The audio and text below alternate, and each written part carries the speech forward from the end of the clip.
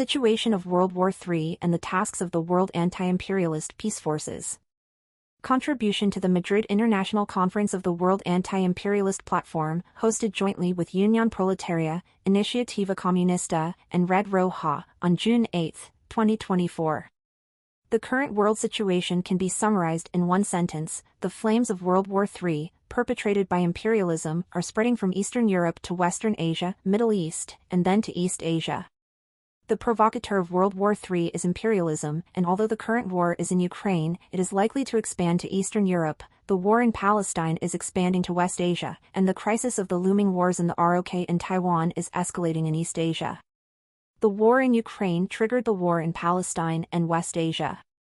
The wars in Ukraine and West Asia are triggering the war in East Asia. If the war in East Asia breaks out, it will, in turn, promote the expansion of war into Eastern Europe and the escalation of the war in West Asia.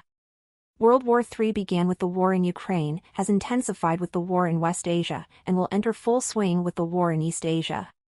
The reason we describe the war as having the three stages of beginning, intensification, and being in full swing is that, in reality, not only do wars often progress through these stages, but also there are many different opinions about the concept, nature, and beginning of war in general. This implies that although there may be different views on the beginning of war, no one disputes the existence of a war once it reaches the full swing stage. The war in Ukraine is a good example. It is said to have started in 2022, but it actually began in 2014 with the Maidan coup. The 8-year war in the Donbass was an intensification of this war, and it entered full swing with Russia's special military operation in February 2022.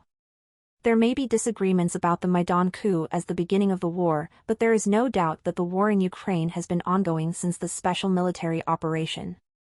From this perspective, the war in West Asia began with Palestinian Hamas Operation Al-Aqsa Flood in October 2023, intensified with resistance from Lebanese Hezbollah, Yemeni Ansar Allah, etc., and then entered full swing with Iran's Operation True Promise in April 2024.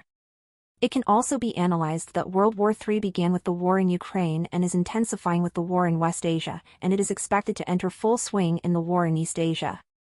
We agree with the view that World War II began with the Manchurian Incident, the Japanese invasion of China in 1931, intensified thereafter, and then entered full swing with the German invasion of Poland in 1939. A world war is a major war between two camps on a global scale. World War I was fought between the Allies and the Central Powers as an inter-imperialist war, and World War II was fought between the anti-fascist and fascist camps as an anti-fascist war. World War III is an anti-imperialist war fought between the anti-imperialist and imperialist camps. The war in Ukraine is essentially a war between an anti-imperialist country, Russia, and the NATO imperialist powers.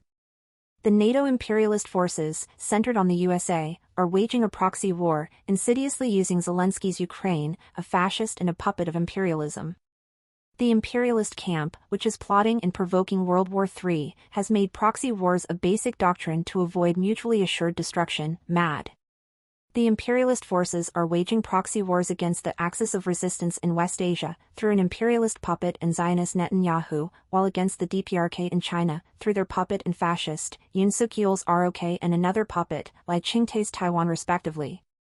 We agree with the view that the war in East Asia has already begun if we do not limit the concept of war to high-intensity warfare but include low-intensity conflict. U.S. imperialism has been annually accelerating the continuous joint military exercises of the U.S., the ROK military, and the Japanese self-defense forces, especially in and around the Korean Peninsula, aimed at the DPRK and China, as nuclear war exercises. As a result, the military and diplomatic confrontation in Northeast Asia between the DPRK, China, and Russia on one axis and the USA, the ROK, and Japan on the other has become increasingly intense. It is natural that the defense budget has increased proportionally and military exercises have become more frequent. The gravity of the problem cannot be overstated. War in East Asia is highly likely to involve tactical nuclear weapons. The USA has a history of nuclear threats against North Korea and China dating back to the immediate aftermath of World War II. It is no secret that even during the Korean War in the 1950s, the USA was actively considering a nuclear strike on the DPRK in China, as proposed by its commander. In the end, China and the DPRK were forced to arm themselves with nuclear weapons as a deterrent to nuclear war, and now, together with Russia, they are nuclear and missile superpowers with all kinds of nuclear weapons and delivery systems. This is why even if the USA plans to wage war in East Asia, which is an integral part of World War III, it will not be an all-out nuclear war between the USA and DPRK China, but a limited nuclear war, i.e., proxy war and tactical nuclear war. The USA has been overtly practicing nuclear war drills against North Korea that mobilize tactical nukes since the 1990s, with specific operation names, and it has reached the stage where the DPRK has vowed to respond with tactical nuclear weapons, and China also has been conducting military exercises to counterattack with tactical nuclear weapons. China recently held a military exercise to surround Taiwan in response to the inauguration of Lai Ching-te. Judging from media reports alone, the likelihood of tactical nuclear use in East Asia is higher than in Eastern Europe. It is also important to note that military tensions in East Asia are escalating in conjunction with political and economic crises in the ROK, Taiwan, and Japan, such as the Netanyahu administration in Israel, which is facing the biggest political crisis. The Kishida government's approval rating is hitting rock bottom due to the corruption scandal of the Liberal Democratic Party, and Taiwan's ruling party lost the recent local elections outright. In particular, the Yoon Suk-yeol government of the ROK faces the risk of impeachment after the crushing defeat in the last general election. Just before the Korean War in the 1950s, the Ri Syngman government in the ROK was also amid a political crisis after losing the general election. It is not surprising that the ruling fascists would choose war as a way out of the political and economic crisis. At the root of the political crisis in Ukraine and Israel, which are already at war, and in the ROK in Taiwan, where war is imminent, is the economic crisis and the collapse of people's livelihoods, which also stem from the global economic crisis caused by the imperialist forces. The imperialist powers are slyly trying to deflect from its political and economic crisis by launching a major war on a global scale while blaming their proxies for the global economic crisis caused by boundless greed, savage plunder and invasion of capital, and for the economic crisis and public welfare disaster in each country caused by capitalism and neocolonialism. This is why they are using the deception of de-risking by launching the new Cold War strategy with World War III. In recent centuries, wars have been the biggest money-making opportunities for monopoly capital, and the arms dealers and the military-industrial complex have always been behind world wars. It is the military-industrial complex and oil barons who are profiting from the wars in Ukraine and West Asia, and it is the people, including workers, who are dying from bombing and fighting, conscription and recruitment, destruction of buildings, and inflation. The people are a peaceful force that loves peace and hates war. As the root of war is imperialism, it is inevitable and natural for peace forces to engage in anti-imperialist struggles. Since 2014, the people of the Donbass region in Eastern Europe have been resisting the Ukrainian fascist forces in armed struggle. The people of the Axis of Resistance, including the Palestinian people in West Asia, have been staging armed struggles against the Israeli Zionist forces. The people of the ROK in East Asia have been uprising against the pro-US fascist warmongers, and the people of Taiwan have been fighting against the pro-US separatist forces. It is no coincidence that the pro-Palestinian and anti-Zionist, anti-war peace protests of the U.S. university students are spreading around the world, including Europe. The Israeli Zionist genocide of Palestinians and war provocations eventually made even Western European countries such as Spain recognize Palestine as a state. Just as all capital exploits the world unitedly, the people are also united on a global scale to resist it. The world is moving toward a great transition through the resistance and struggle of anti-imperialist forces in the Great Upheaval period of World War III. The DPRK, the most steadfast socialist country, has become the strongest nuclear and missile power, occupying a key position and playing an important role within the anti-imperialist camp. In this camp, China, a socialist country with Chinese characteristics, and Russia, a country with socialist heritage, are forming the leading force with the DPRK, and the world's anti-imperialist forces, including the 2 billion Muslims, form the auxiliary forces. The imperialist camp lost its pretext for war due to the logical contradiction between its anti-Russian and pro-Israeli propaganda. The imperialist camp is losing in both military and pretext. It has neither the will nor the ability to win in three major theaters simultaneously: Eastern Europe, West Asia, and East Asia. The victory of the anti-imperialist countries in the war in East Asia will be a decisive step for the victory of the world's anti-imperialist camp in World War III, just like the Battle of Stalingrad was in World War II. The World Anti-imperialist Platform, which was formed in Paris, France, in October 2022 by anti-imperialist forces around the world, centered on communist forces in each country, has been holding anti-imperialist conferences with important political declarations and organizing popular anti-imperialist rallies in Belgrade, Serbia, in December 2022, Caracas, Venezuela, in March 2023, Seoul, South Korea, in May 2023, and Athens, Greece, in November 2023, and carrying out anti-imperialist joint struggles on a global scale.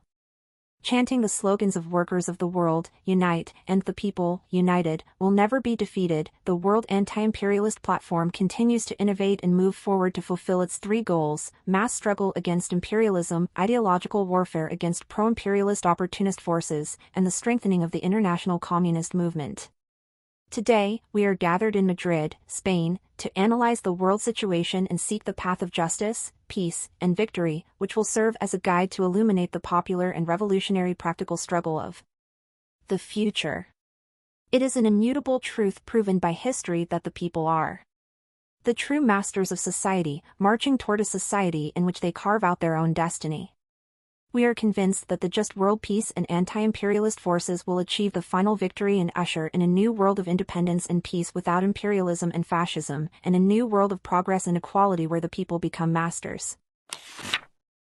The united people will undoubtedly achieve the final victory. Contribution to the Madrid International Conference of the World Anti-imperialist Platform, hosted jointly with Unión Proletaria, Iniciativa Comunista, and Red Roja, on June 9, 2024. 1. The Trump administration's decoupling policy is a policy to keep China in check only economically and has no intention of separating Taiwan. The Biden administration's de-risking policy, on the other hand, appears to be a lower level of economic restraint than the decoupling policy. However, in reality, it is premised on the idea of pushing for the separation of Taiwan and even a war between the USA and China, even if it is a proxy war. In other words, in the media, the Biden administration appears to be more peace-oriented in its foreign policy toward China than the Trump administration, but this is just cunning propaganda. The Biden administration's current national security advisor, Jake Sullivan, suddenly announced the new Washington Consensus in April 2023, whose core concept is the de-risking policy. De-risking seems to be a policy that inherits the neoliberal policy of the Washington Consensus and adapts it to suit the current conditions. It seems that it intends not to escalate the confrontation between the USA and China to war. However, in essence, it is using a peaceful gesture to make a propaganda campaign to make China an aggressor, saying that if the cross-strait war breaks out, it is not due to the USA, but to China's belligerence. If Trump comes to power, he will hand off Ukraine without delay and also withdraw U.S. troops from the Republic of Korea, ROK, as promised. Recently, Trump has mentioned the removal of U.S. troops from the ROK as a campaign pledge, and his nominee for National Security Advisor has given press interviews elaborating on it. The withdrawal of U.S. troops from the ROK is believed to have been an internal promise made by Trump and Chairman Kim Jong-un during the Singapore Summit in 2018, the Hanoi Summit in 2019, and their meeting at Panmunjom. Of course, this is not because Trump has a progressive ideology but because he has made a realistic calculation that it is unfavorable for the USA to drag the confrontation with Russia, the DPRK, and China into a war. On the other hand, there is a group representing neocons in the Republican Party who have a different line from Trump.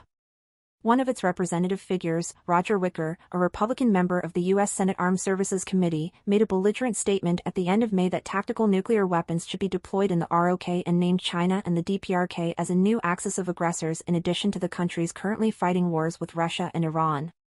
This inherited Republican President Bush's designation of the DPRK and Iran as an axis of evil along with Iraq just before the Iraq War in 2003.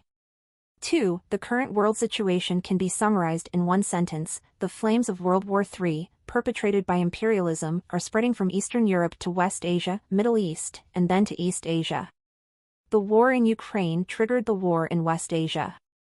The wars in Ukraine and West Asia are triggering the war in East Asia, and then the war in East Asia again fuels the expansion of the war in Eastern Europe and West Asia.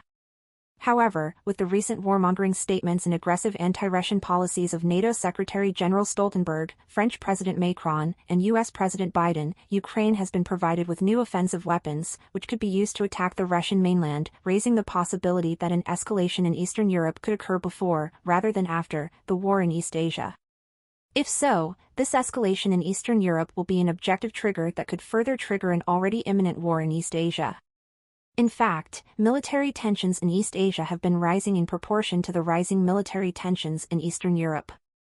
China staged a military exercise called Joint Sword 2024A that surrounded Taiwan to coincide with the separatist Lai Ching-te's inauguration as Taiwan's president and declared its intention to resume the exercise in a different version.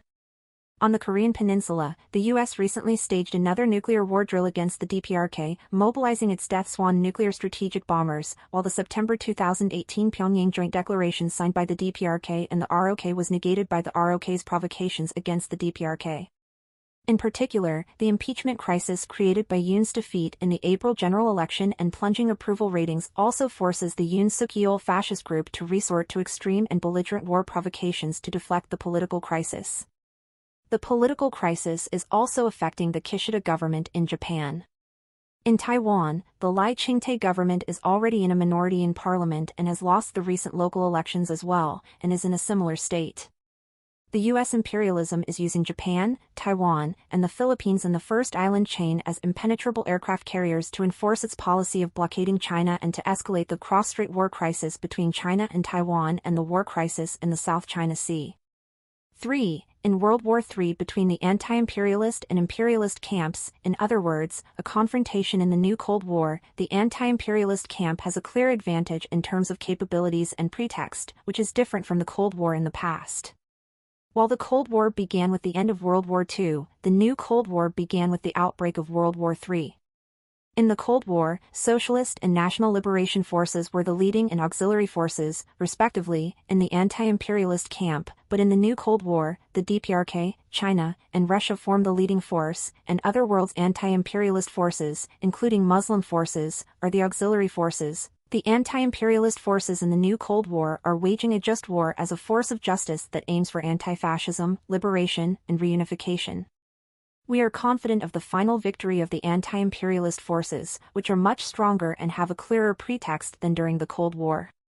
It is impossible for the imperialist camp, which is losing even in one battlefield, Ukraine, in Eastern Europe, to win in 3 battlefields simultaneously, including West Asia and East Asia. Moreover, Russia and the Axis of Resistance, China, and the DPRK are all desperately fighting wars at close range on the mainland with the great cause of anti-fascism, liberation, and reunification, while the imperialist powers have to wage expeditionary and proxy wars and have no vital needs. Like the military power of Russia, China's economic and diplomatic power also have significant meaning in overcoming the imperialist sanctions. The thorough socialist principles of the DPRK is also important in proposing the way to move forward after the anti-imperialist camp won World War III and the new Cold War. First and foremost, the war in the ROK will be a decisive chance for the revolution in the ROK. As the revolution succeeds in the ROK, it will achieve federal reunification with the DPRK. And it will advance the process to a society where the workers and people become the real masters of national sovereignty and means of production. The World Anti-Imperialist Platform, struggling with the banners of Workers of the World, Unite, and the People, United, will never be defeated, will always be in the front line and struggle to advance the final victory of anti-imperialist camp. We are convinced that the justice and truth of our era, the great cause of anti-imperialism, anti-fascism, sovereignty and peace, liberation and reunification, will be achieved by the power of united people on uprising as the history proves.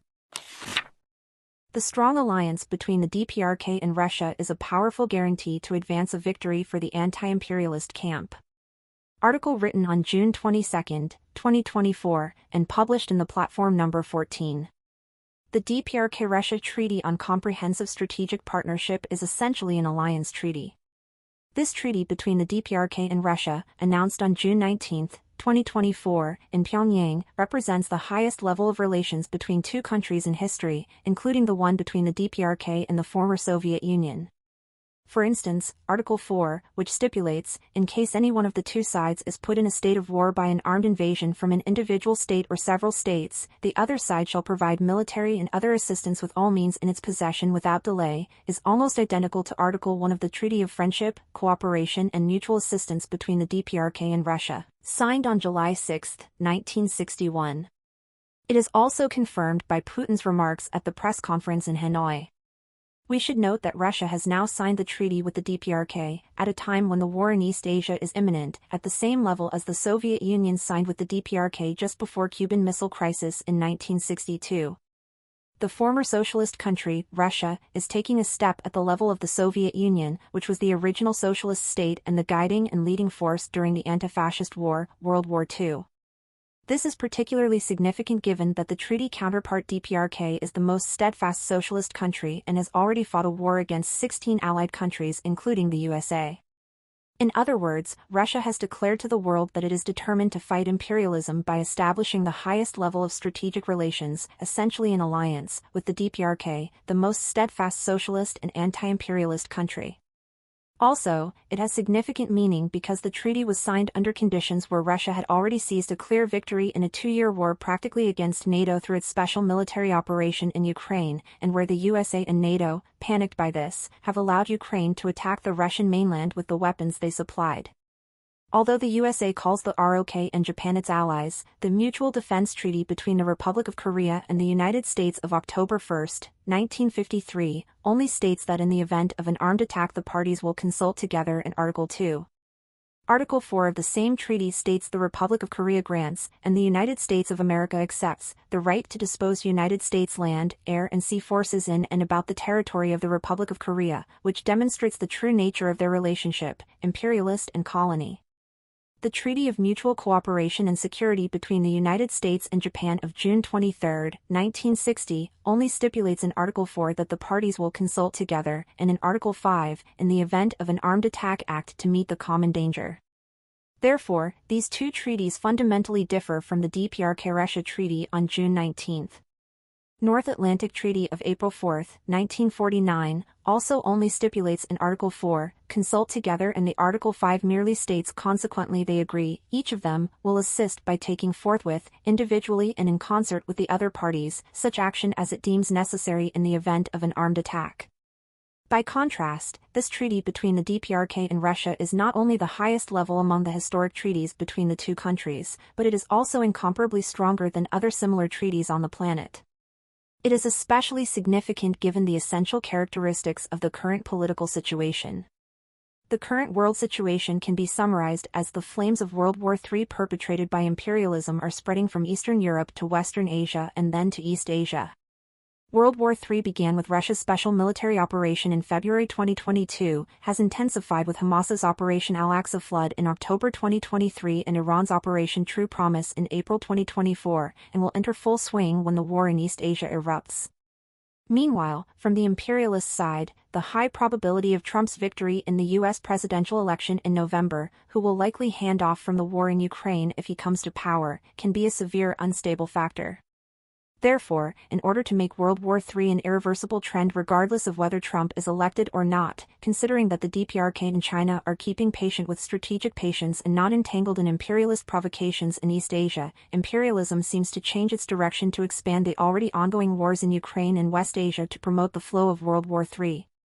These signs have been especially intense since the end of May 2024. In addition to the weapons mentioned above provided to Ukraine to attack the Russian mainland, the imperialists have begun to deploy troops to Ukraine, sharply expanded its arms supply, and even NATO countries, including the USA, have practiced firing tactical nuclear weapons against Russia in war simulations.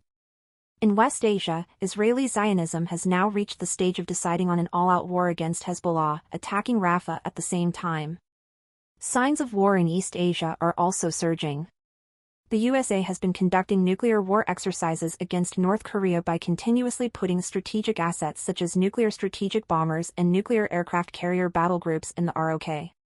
The USA in particular has been promoting the separatist movement in Taiwan, making the Yoon Suk-yeol government of the ROK, the Kishida government of Japan, the Lai Ching-te government of Taiwan, and the Marcos Jr. government of the Philippines the first island chains surrounding China. All of these governments are facing plummeting approval ratings due to political and economic crises, forcing them to resort to shocking events such as war as the only way out under the control of their master, the USA. Above all, Western imperialism, including the USA, is acting strategically to expand NATO, the imperialist aggressors, not only to the North Atlantic but also to the Pacific. It has already established the Indo-Pacific policy, which is a step further from the pivot to Asia policy, and formed the AUKUS and Quad to form an encirclement that isolates China, the DPRK, and Russia while fiercely conducting various joint war exercises and nuclear war drills to raise a war crisis. The Biden administration's talk of the new Washington Consensus or de-risking is just a deception to cover up its war efforts. In this international situation, the DPRK-Russia relations of comprehensive strategic partnership at the highest level create a major rupture in the imperialist camp's encirclement. Most importantly, the DPRK has been freed from all sorts of sanctions, and Russia has gained a powerful ally in the Far East. The two countries will jointly develop the Tumen River region, benefiting enormously from exchanges and cooperation in logistics, energy, high-tech industry, and agriculture and from the extensive development of a relatively vulnerable region. Above all, military cooperation between nuclear and missile-armed states with all nuclear weapons and delivery systems will have a synergistic effect and contribute significantly to regional and global peace and stability. In short, this all-round strategic cooperation and alliance, including in the military field, between the two strongest bastions of the anti-imperialist camp in the situation of World War III will add significant momentum to the strengthening of anti-imperialist forces and advance the final victory of the anti-imperialist camp. U.S. imperialism and NATO cannot avoid defeat in World War III. Contribution to the Washington International Colloquium of the World Anti-Imperialist Platform, hosted jointly with the Party of Communists USA, PUSA, on July 7, 2024. The move to form an Asian version of NATO is perilous, as it could be a decisive step towards war in East Asia, where military tensions are already rising sharply. Russia's special military operation in 2022 was launched in response to the Maidan coup in 2014 and the subsequent 8-year massacre in Donbass, as well as Ukraine's push to join NATO. President of the Republic of Korea, ROK, Yoon Suk-yeol, and Prime Minister of Japan, Fumio Kishida, are attending 3 consecutive NATO summits in Madrid in 2022, Vilnius in 2023, and Washington in 2024. This shows the imperialist camp's new strategy to conquer the world in order to realize the Indo-Pacificization of NATO, i.e., to form an Asian version of NATO by promoting the AUKUS and Quad groupings. It confirms the essence of the Obama administration's pivot to Asia policy and the Biden administration's Indo-Pacific strategy. This also shows that the imperialist camp has established and is carrying out a new hegemonic strategy according to which it strengthens and expands NATO to use it as a tool for dominating the world, since Russia and China have resolutely opposed the diktat and hegemonic policies of the US and imperialist camp in the UN Security Council, such as the sanctions against the DPRK. It reflects imperialism's weakness, not its strength. The imperialist camp has long been planning for the new Cold War structure, and the fundamental way to realize it is with the ongoing World War III. While the Cold War began after World War II when the socialist camp expanded globally and the imperialist camp, fearing this, declared Trumanism and implemented the Marshall Policy, the new Cold War began with World War III and will enter full swing after the end of World War III. The Cold War and the new Cold War are all confrontational wars between anti-imperialist and imperialist camps. However, the difference is that the leading and auxiliary forces in the former are the Socialist and National Liberation Forces, respectively, while in the latter, the Socialist DPRK in China, the former Socialist Russia are leading forces, and other world anti-imperialist forces, including the Axis of Resistance, like Iran, are auxiliary forces. Also, in the Cold War, the imperialist camp locally waged hot wars against small socialist or national liberation countries, while in the new Cold War, the imperialist camp is trying to wage hot wars against socialist or former socialist powerful countries. However, for fear of mutually assured destruction, MAD, it strictly uses proxy warfare. The most important feature of the new Cold War is that the DPRK, the most steadfast socialist country, has joined the ranks of the nuclear and missile superpowers, occupying a key position and playing an important role in the anti-imperialist camp. It is also important that China and Russia, which have traditionally had bad relations, are united in the anti-imperialist camp. It is also noteworthy that the Axis of Resistance, including Iran, has joined the anti-imperialist camp with 2 billion Muslims. With these features in the forces, plus the noble cause of anti-fascism, liberation, and reunification, the anti-imperialist camp is overwhelming the imperialist camp. The imperialist camp's war-provocative strategies threatening with expeditionary, proxy, and mixed wars are also out of their element owing to the anti-imperialist camp's strategy and tactics of not getting involved in the war as much as possible to build up its pretext for war but to confront it fiercely, directly, and all out once the war breaks out. It is no coincidence that NATO and other imperialist forces are being pushed back in Ukraine and that Zionism is being cornered in West Asia, Middle East. The current world situation can be summarized in one sentence: the flames of World War III, instigated by imperialism, are spreading from Eastern Europe to West Asia and traveling toward Eastern Asia. The war in Ukraine began with the Maidan coup d'état in 2014, intensified with the 8-year civil war in Donbass, and entered full swing with Russia's special military operation in 2022. The war in Ukraine is an anti-imperialist, anti-fascist war in which Russia fights against NATO imperialism and Zelensky's fascist forces, a liberation war to liberate the Ukrainian people, including ethnic Russians, and a preventive war to prevent an invasion of Russia, which is the final objective of NATO's eastward policy. The root of the war in West Asia is the emergence of Zionist Israel in 1948. As a response to its blatant provocations, this war began with the Palestinian Al-Aqsa flood operation in 2023, intensified with the joining of Hezbollah and Ansar Allah, Houthi, forces, and entered full swing with Iran's Operation True Promise in 2024. The war in West Asia is an anti-imperialist, anti-Zionist war against imperialism and Zionism, and a liberation war to liberate the Palestinian people. It is true that the war in Ukraine influenced the outbreak of the war in West Asia, and the war in Ukraine and the war in West Asia are triggering the outbreak of the war in East Asia.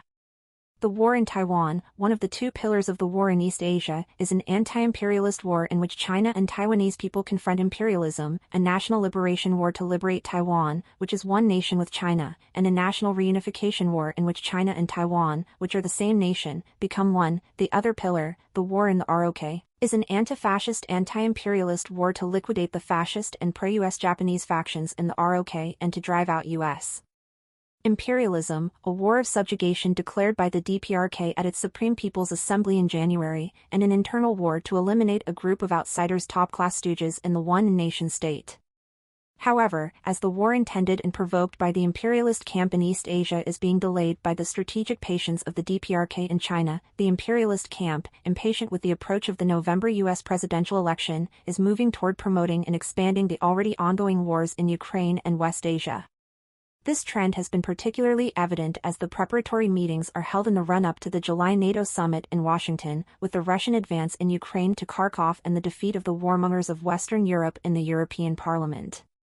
As NATO has threatened Russia with the mobilization of its nuclear aircraft carrier groups in tactical nuclear exercises in the Arctic, Baltic, and Mediterranean, Russia has responded with military exercises to strengthen unity with its allies.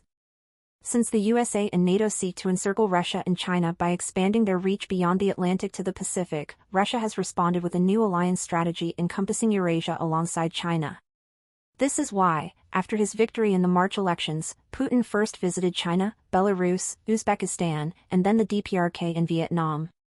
Among them, his visit to the DPRK to sign the Treaty on Comprehensive Strategic Partnership between the DPRK and Russia on June 19 was so important that it became a global issue for a while. This treaty, signed on June 19, established the strongest alliance ever between the DPRK and Russia, including the former Soviet Union.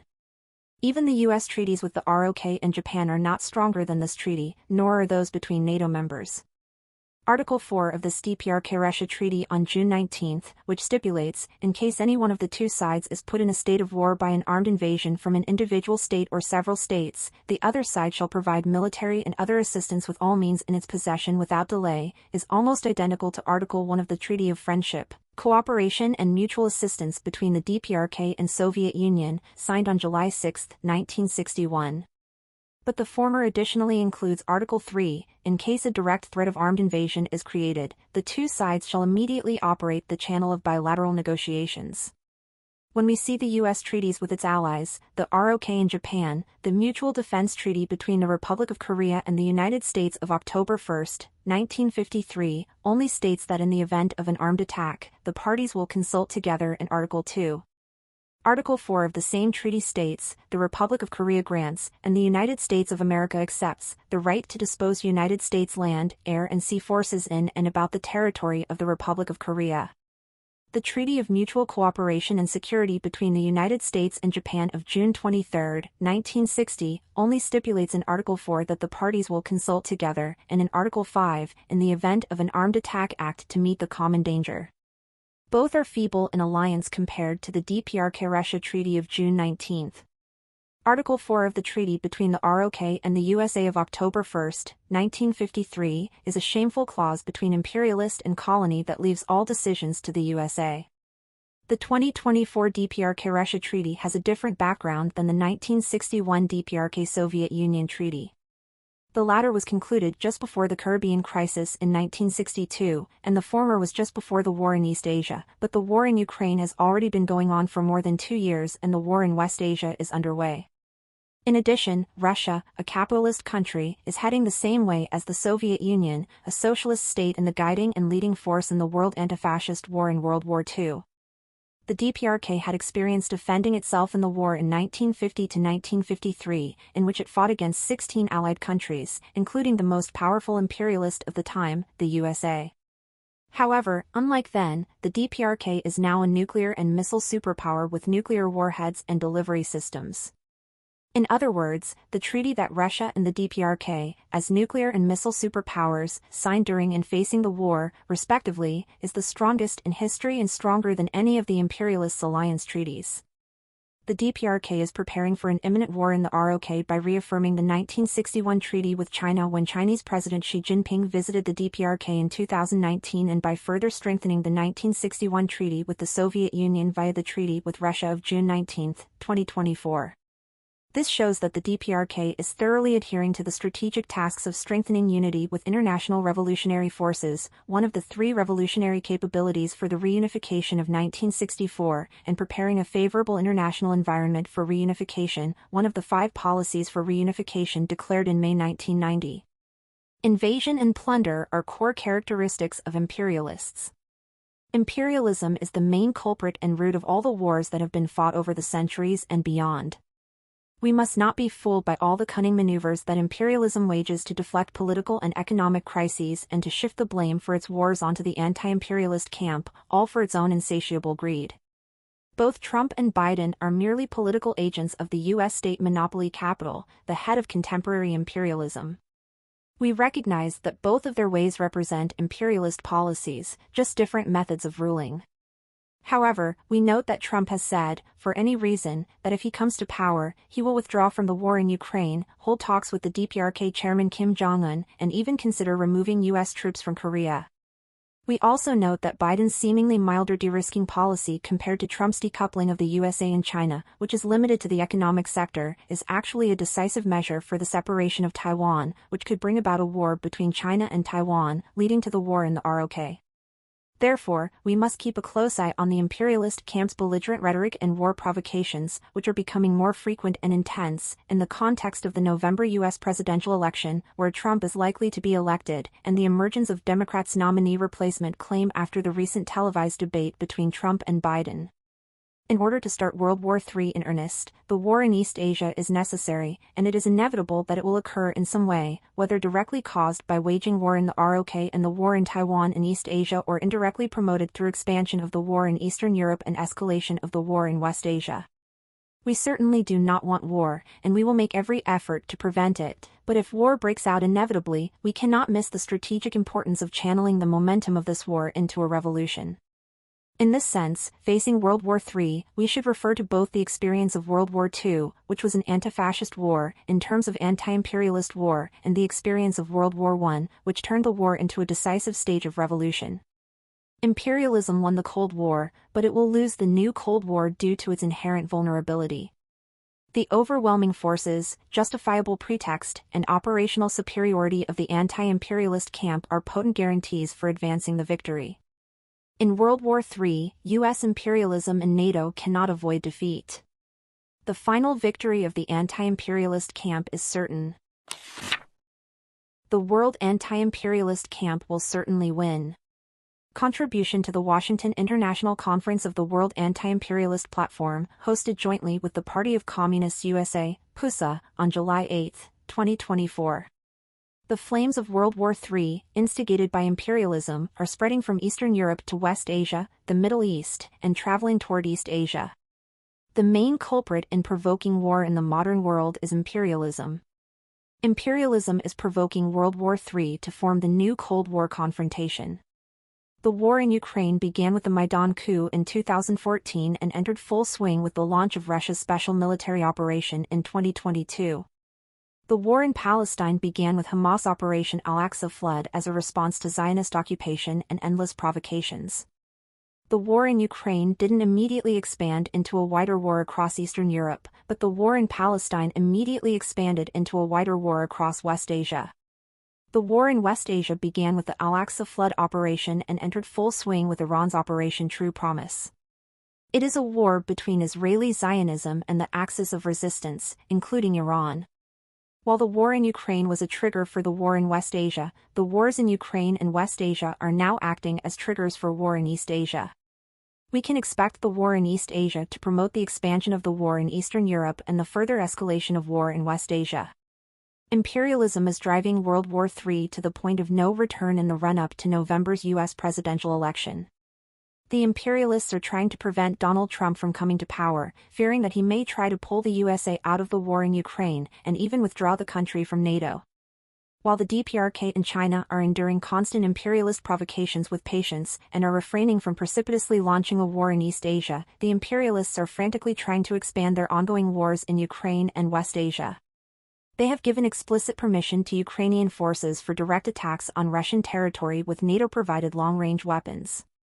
France has sent its own troops to Ukraine, and its nuclear aircraft carrier Charles de Gaulle has conducted military exercises in the Mediterranean, threatening Russia's military port in Syria, while French Rafale fighters flew to Kaliningrad as part of this tactical nuclear drill. In the same vein, the U.S. Army rehearsed the deployment of its containerized missile launcher, capable of firing tactical nukes, in Bornholm, Denmark. The Baltic Sea has been transformed into the NATO Sea, and Poland is requesting the deployment of tactical nuclear weapons. Meanwhile, Israel has launched a brutal attack on 1.5 million civilians camped out in Rafah, continuing to massacre civilians and to push for an escalation of the war against Hezbollah in Lebanon. Like Ukraine's Volodymyr Zelensky, whose presidency is over, Israeli Prime Minister Benjamin Netanyahu has no other option but to expand the war, beleaguered by plunging approval ratings, protests demanding his resignation, and cabinet resignations. A world war is a major war between camps on a global scale. World War I was an inter-imperialist war, World War II was an anti-fascist war, and World War III is an anti-imperialist war. Unlike World War I, World War II and World War III were just wars waged under the banner of anti-fascism and anti-imperialism for one of the sides. The anti-imperialist camp does not want war, it actively pursues peace. It has always been imperialism that wants and provokes wars. Imperialism plots, instigates and provokes wars to maintain and expand its colonies, to militarize the economy and earn monopolistic super profits through special demand for war. Through means of war it aims to strengthen the imperialist camp and crush the anti-imperialist camp. The Korean War, the Vietnam War and the Iraq War were not world wars, which are large wars between camps on a global scale, but local wars limited to one country. The war in Ukraine, the war in West Asia, and the impending war in East Asia are World War III in which Russia, the axis of resistance such as Iran, the DPRK and China form the anti-imperialist camp while the USA and Europe form the imperialist camp.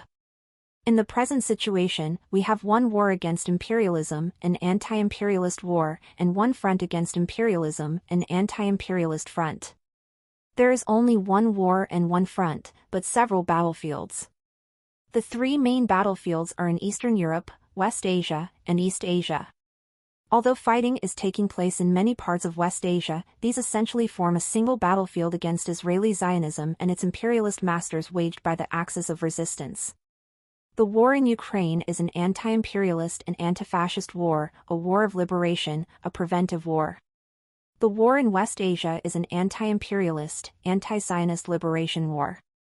The war in Taiwan will be an anti-imperialist liberation war and a war of reunification. The war in the Republic of Korea, ROK, will be an anti-fascist, anti-imperialist war of subjugation and an internal war. Although each of these three battlefields has different specific characters, all have the essential commonality of being anti-imperialist wars. The opposition to imperialism is a banner of justice that represents our era. Even if the imperialist camp denies it, it cannot deny the just nature of anti-fascism, liberation and national reunification. The war of the anti-imperialist camp is not only a just war waged against imperialism but also a just war waged under the banner of anti-fascism, liberation and reunification. In World War III, justice is entirely on the side of the anti-imperialist camp. Monopoly capital is the domestic expression, while imperialism is the external expression. Monopoly capital conceals the contradiction of polarization between lower and upper with the two-party system of left and right. It also dominates the people, combining social democratic reform policies with openly fascist repression policies. Social democracy in the USA and Britain and fascism in Germany and Italy before World War II are essentially the same, rooted in monopoly capitalism. The only difference is the outward form of political control. In developed capitalist countries, monopoly capital changes its ruling method sometimes to social democracy and sometimes to fascism in order to overcome its political crisis and carry its economic purpose. On the other hand, the fascism that has emerged in the oppressed countries since the 1960s was exported and planted by imperialism. The mainstream of domestic capital in these countries is either foreign monopoly capital or comprador capital, and the military fascists are mostly puppets trained by imperialism. We can see these pro-imperialist puppets today in Ukraine, Israel, the ROK, and Taiwan. Zelensky, Netanyahu and the ROK's Yoon Suk-yeol are all outright imperialist puppets and fascists. There is no doubt that Lai Ching-te in Taiwan is also an imperialist puppet. Imperialism manipulates them in various ways.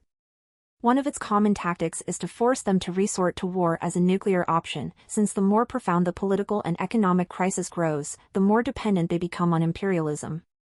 In East Asia alone, the Japanese and Taiwanese governments, on the so-called First Island chain and the ROK government, which threatens the DPRK, are all in this situation.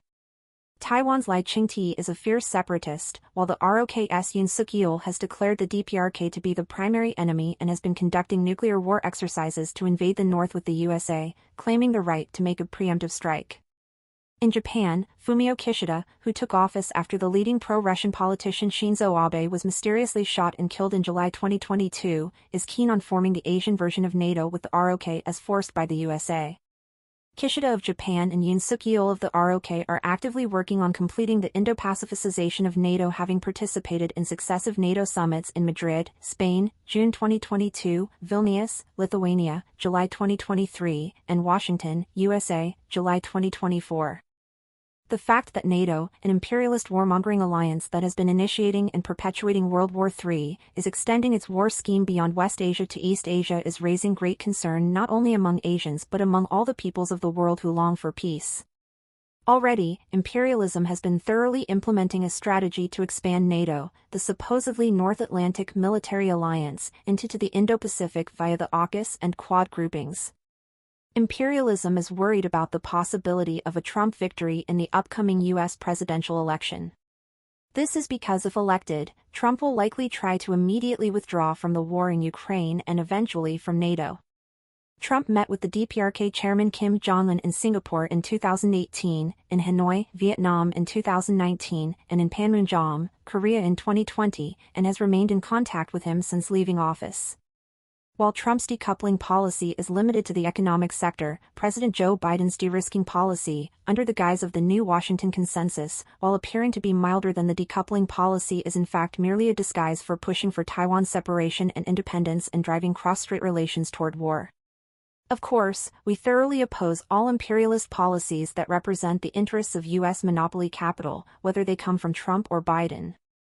However, we take note of political conflicts that have erupted because of the deepening inner contradiction in the USA owing to its political and economic crisis, and we do not overlook the importance of the anti-war peace movement, which is amplifying these conflicts. We naturally oppose racism and fascism, which execrate Jews in general, and agree that the fundamental solution to the Palestinian issue lies in the eradication of Zionism. We support a peaceful coexistence based on the eradication of Zionism, not on the two-state solution of the Oslo Accords, which has practically bankrupted another Minsk agreement. We note that historically, it was Christian Western Europe that persecuted Jews, not Islamic West Asia. Imperialist new Cold War schemes are a reflection of the system's weakness, not its strength. World War III is an extreme option for attempting to escape the political, military, and economic crises that arise from the realistic recognition that the unipolar world domination system cannot be maintained. Roger F. Wicker, the Republican ranking member of the U.S. Senate Committee on Armed Services, himself let slip in late May that it is an intentional provocation to define Russia, Iran, China, and the DPRK as a new axis of aggressors. Grouping Russia and the axis of resistance, including Iran, which are presently at war, and China and the DPRK, which are not presently at war, into one axis or camp clearly confirms the fact that the war in East Asia is imminent and who is the driver and provocateur of World War III. Imperialism is no longer hiding its strategy of demonizing Russia, China, and the DPRK as aggressors through World War III, exhausting them as much as possible through proxy wars, and creating a new Cold War system to eventually win the final victory as it did in the Cold War. The Cold War and the new Cold War have big differences. Both have in common that they reflect the political and economic crisis and vulnerability of imperialism. But, unlike the Cold War, which emerged after World War II, the new Cold War began with World War III and will enter full swing after World War III. Both the Cold War and the new Cold War are confrontations between the anti-imperialist and imperialist camps. However, during the Cold War, the anti-imperialist camp was formed by socialist forces as the leading force with the forces of national liberation as the auxiliary force. On the other hand, in the new Cold War, the DPRK, China and Russia are the leading forces, and the other world anti-imperialist forces, including Iran and the Axis of Resistance, are the auxiliary forces.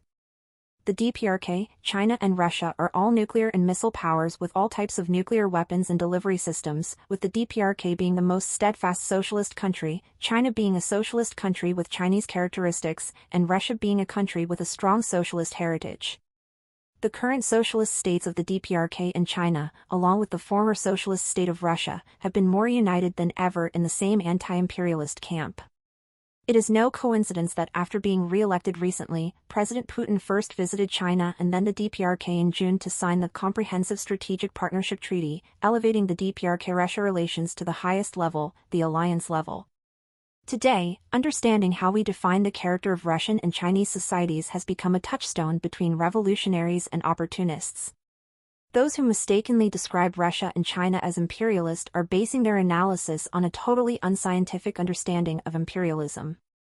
It is just as problematic to fail to analyze imperialism in its economic aspects as it is to define imperialism only in economic terms. In this context, the Communist Party of Greece's theory of the imperialist pyramid, which views all capitalist countries as imperialist, has emerged. This most absurd revisionist and opportunist, reactionary theory is practically contributing to imperialism's policy of dividing the communist movement. This is why it is unsurprising that the Communist Party of Greece has taken the lead in dividing the international communist movement. The most significant feature of the new Cold War, in particular, the situation of World War III, is that, first, the DPRK, the most thoroughly socialist country and the one most severely blockaded by imperialism, has become a nuclear and missile superpower, occupying a key position and playing an important role in the anti-imperialist camp. Second, the former Soviet Union and, currently, Russia, which had been at odds with China since the mid-1950s, are uniting firmly with China in the anti-imperialist camp. Third, the Axis of Resistance, including Iran, is waging a robust armed struggle on an anti-imperialist, anti-Zionist front. In addition, the world anti-imperialist camp is increasingly raising the level of anti-imperialist armed struggle and popular struggle in Latin America and the Sahel region of Africa. The anti-imperialist camp is overwhelming the imperialist camp by its superiority and capabilities, combining strong leading forces with a wide range of auxiliary forces, and its wisdom and methods, combining anti-imperialist armed struggles with anti-imperialist popular struggles. Moreover, by holding the banner of not only anti-imperialism but also undeniable justice in the present era anti-fascism, liberation and national reunification, the anti-imperialist camp holds the moral high ground in every battlefield of the present war. To make matters worse for imperialism, it has lost even a petty semblance of at least formal logic owing to the glaring logical contradiction between its anti-Russian and its pro-Israeli propaganda.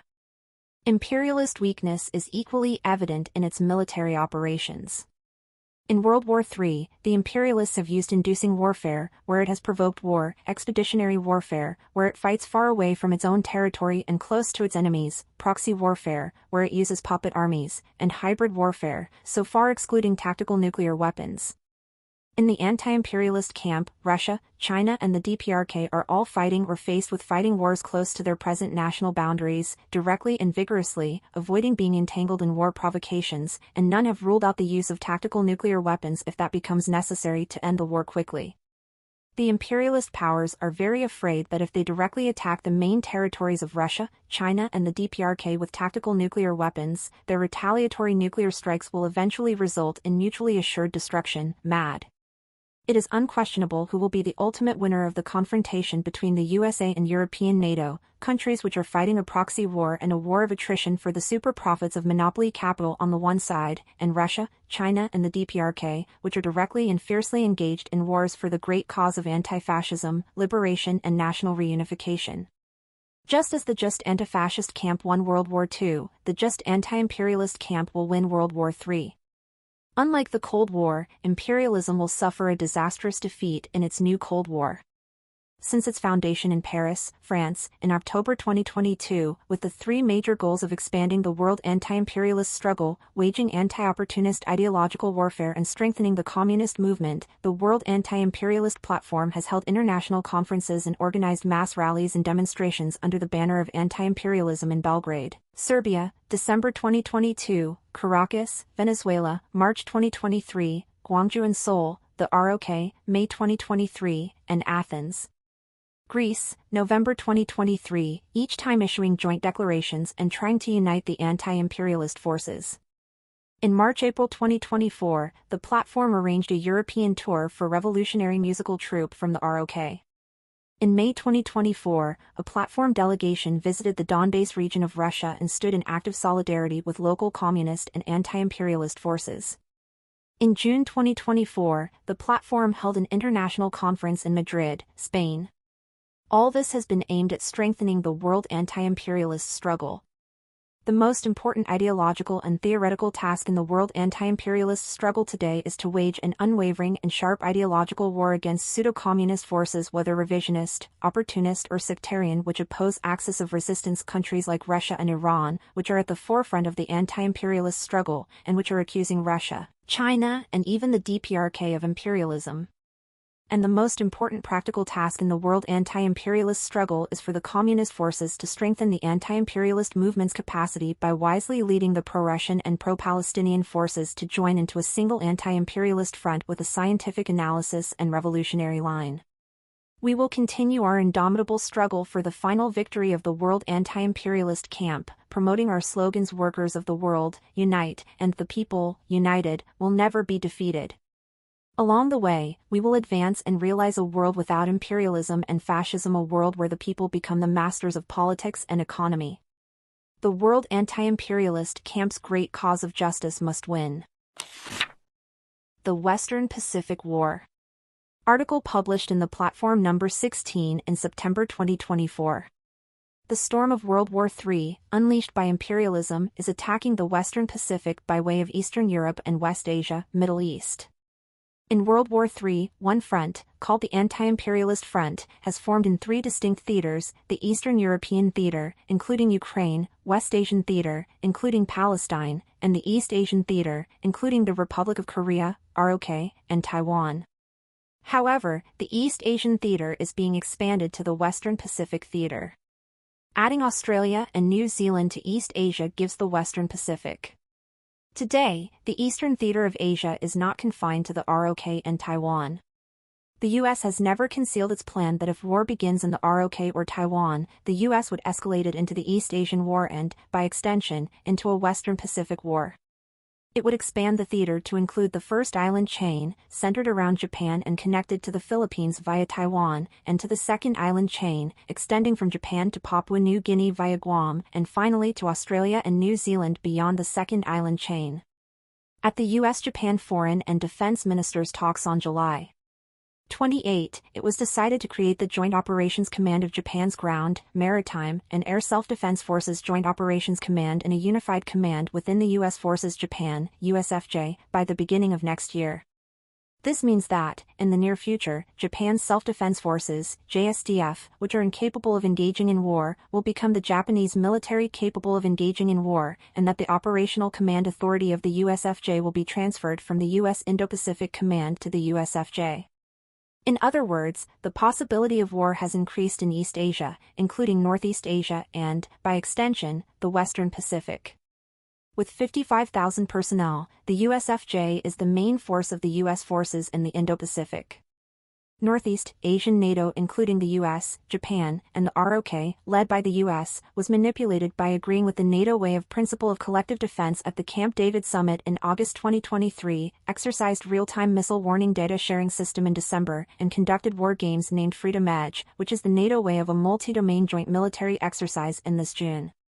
With the Philippines joining in place of India, which did not attend the NATO summit in Washington, the so-called Squad of the US, Japan, Australia, and the Philippines was formed. Thus, war exercises against China have been fiercely waged in Philippine waters. Also, there is AUKUS comprised of the US, Britain, the UK, and Australia. Rim of the Pacific exercise, RIMPAC, 2024, more expanded than during the Cold War, was conducted on the largest scale, with 40 ships, 3 submarines, 150 aircraft, and 25,000 troops from 29 participating countries. NATO member countries joined the Pacific Skies exercise in the Pacific region such as Australia from mid-June to mid-August. Germany also participated in the joint air exercises held in Japan, which was one of the Pacific Skies. That is under the NATO umbrella. Germany and Japan, which were all war criminal countries and fascist states during World War II, are carrying out joint military exercises. The U.S. has adopted the Nuclear Posture Review, Washington Declaration, Nuclear Consultative Group, and Guidelines on Nuclear Strategy Planning and Operation and is putting a policy of nuclear confrontation with DPRK into action. Compared with 2022, the frequency of U.S. nuclear submarine sightings increased 7 times, and the frequency of fighter and bomber sightings increased 4 times on the Korean Peninsula and its surrounding waters in 2023. In addition, nuclear aircraft carriers have continued to be deployed, and advanced military equipment from the U.S., such as F-35 stealth fighters and SM-6 ship-to-air interceptor missiles, are being brought in on a large scale. Regarding the Ulchi Freedom Shield, UFS, which is held from August 19 to 29, the outside maneuver training will be conducted 48 times, which is 10 more than last year, and the brigade-level exercises will be carried out 17 times, which is 4 times more than last year, and have evolved into provocative war drills such as occupation of Pyongyang and decapitation operation. On July 28, the U.S.-Japan-ROK Defense Ministers meeting signed the Memorandum of Cooperation on the Trilateral Security Cooperation Framework and agreed to regularly and systematically conduct multi-domain trilateral exercises, including meetings among the 3 defense ministers and meetings among the 3 chairmen of the Joint Chiefs of Staff. Yoon Suk-yeol administration of the ROK has condoned the historical distortion regarding the Japanese invasion and the sophistry surrounding Dokdo's sovereignty by the Japanese Fumio Kishida government. It also agreed for Japan to acquire the enemy base strike capability and to purchase of U.S. Tomahawk missiles. From these facts, it revealed itself to be a pro-U.S. and pro-Japanese traitor, as well as a fascist warmonger. U.S. imperialism completed its job of organizing the ROK fascist regime under Japanese militarism, and the Japanese militarist gangs are frenzied with their ambition of reinvasion by conducting joint military exercises with the ROK, the Philippines, and other countries. Various exercises to invade other countries operated and led by the U.S. are being carried out hastily. First, let's list the imperialist military exercises directly related to the ROK from June to August this summer. U.S. Air Force Reconnaissance Aircraft RC-135W Rivet Joint flew a reconnaissance flight over the West Sea on June 4. U.S. Strategic Bomber B-1B were mobilized for joint air exercises with the ROK on June 5. U.S. Air Force Reconnaissance Aircraft Rivet Joints flew a reconnaissance flight on June 6. Loudspeaker broadcasts against North Korea resumed on June 9. U.S. military heavily armed aircraft Ghost Rider deployed to participate in special warfare exercises on June 12. U.S. Air Force Reconnaissance Aircraft RC-135S Cobra Ball flew over the East Sea on June 14. Theodore Roosevelt Nuclear Carrier Strike Group entered the operational base in Busan on June 22. ROK resumed the live-fire artillery drills near the northwestern maritime border in 7 years on June 26. US-Japan-ROK multi-domain joint exercise Freedom Edge with Roosevelt nuclear carrier participation. From June 27 to 29, ROK resumed frontline artillery firing drills for the first time in 6 years on July 2. During the RIMPAC, the ROK conducted SM-2 anti-ship missile launching drills on July 9, US-ROK Special Operations Air Descent drills from July 15 to 31. U.S. Air Force reconnaissance aircraft Rivet Joint flew over the Korean Peninsula from July 17 to 18. Daily propaganda broadcasts against North Korea from July 19. U.S. ROK integrated firepower drills from July 22 to August 3. U.S. ROK held joint air exercises July 23 to August 8. US-ROK CNI, Conventional Nuclear Integration, TTX, Naval Integration Tabletop Exercise, Iron Mace 2024 from July 30 to August 1. US and ROK Marines held joint maritime exercises in Pohang, the ROK, from August 12. US and ROK held crisis management exercises which are preliminary drills for the US ROK's UFS from August 13 to 16. US-ROK conducted UFS from August 19 to 29, etc. Next, we can list noteworthy exercises in other countries. The annual Joint U.S.-Philippines Exercise Marine Aviation Support Activity 2024 from June 3 to 21, the first participation of the Japanese Self-Defense Forces in the U.S.-France-Japan-Canada Multinational Field Training Exercise Valiant Shield from June 7 to 18. 2 U.S.-Philippines live-fire exercises on June 15, the U.S.-Canada-Japan-Philippines Maritime Cooperative Activity on June 17, the France-Germany-Spain-Japan Joint Air Exercise.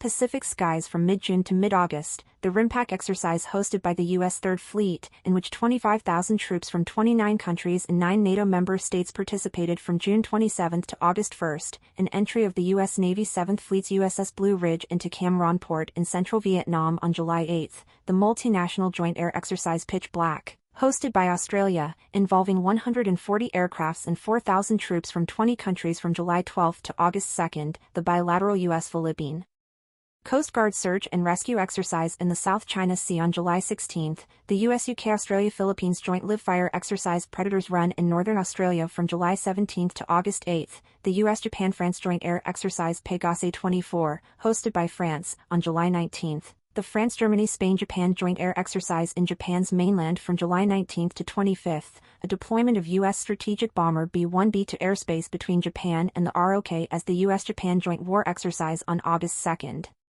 The first bilateral maritime exercise between the Philippine Navy and the Japan Maritime Self-Defense Force in the Philippines Exclusive Economic Zone on August 2, and the U.S.-Canada-Australia-Philippines Joint Maritime Exercise near Sea of the Philippines from August 7 to 8.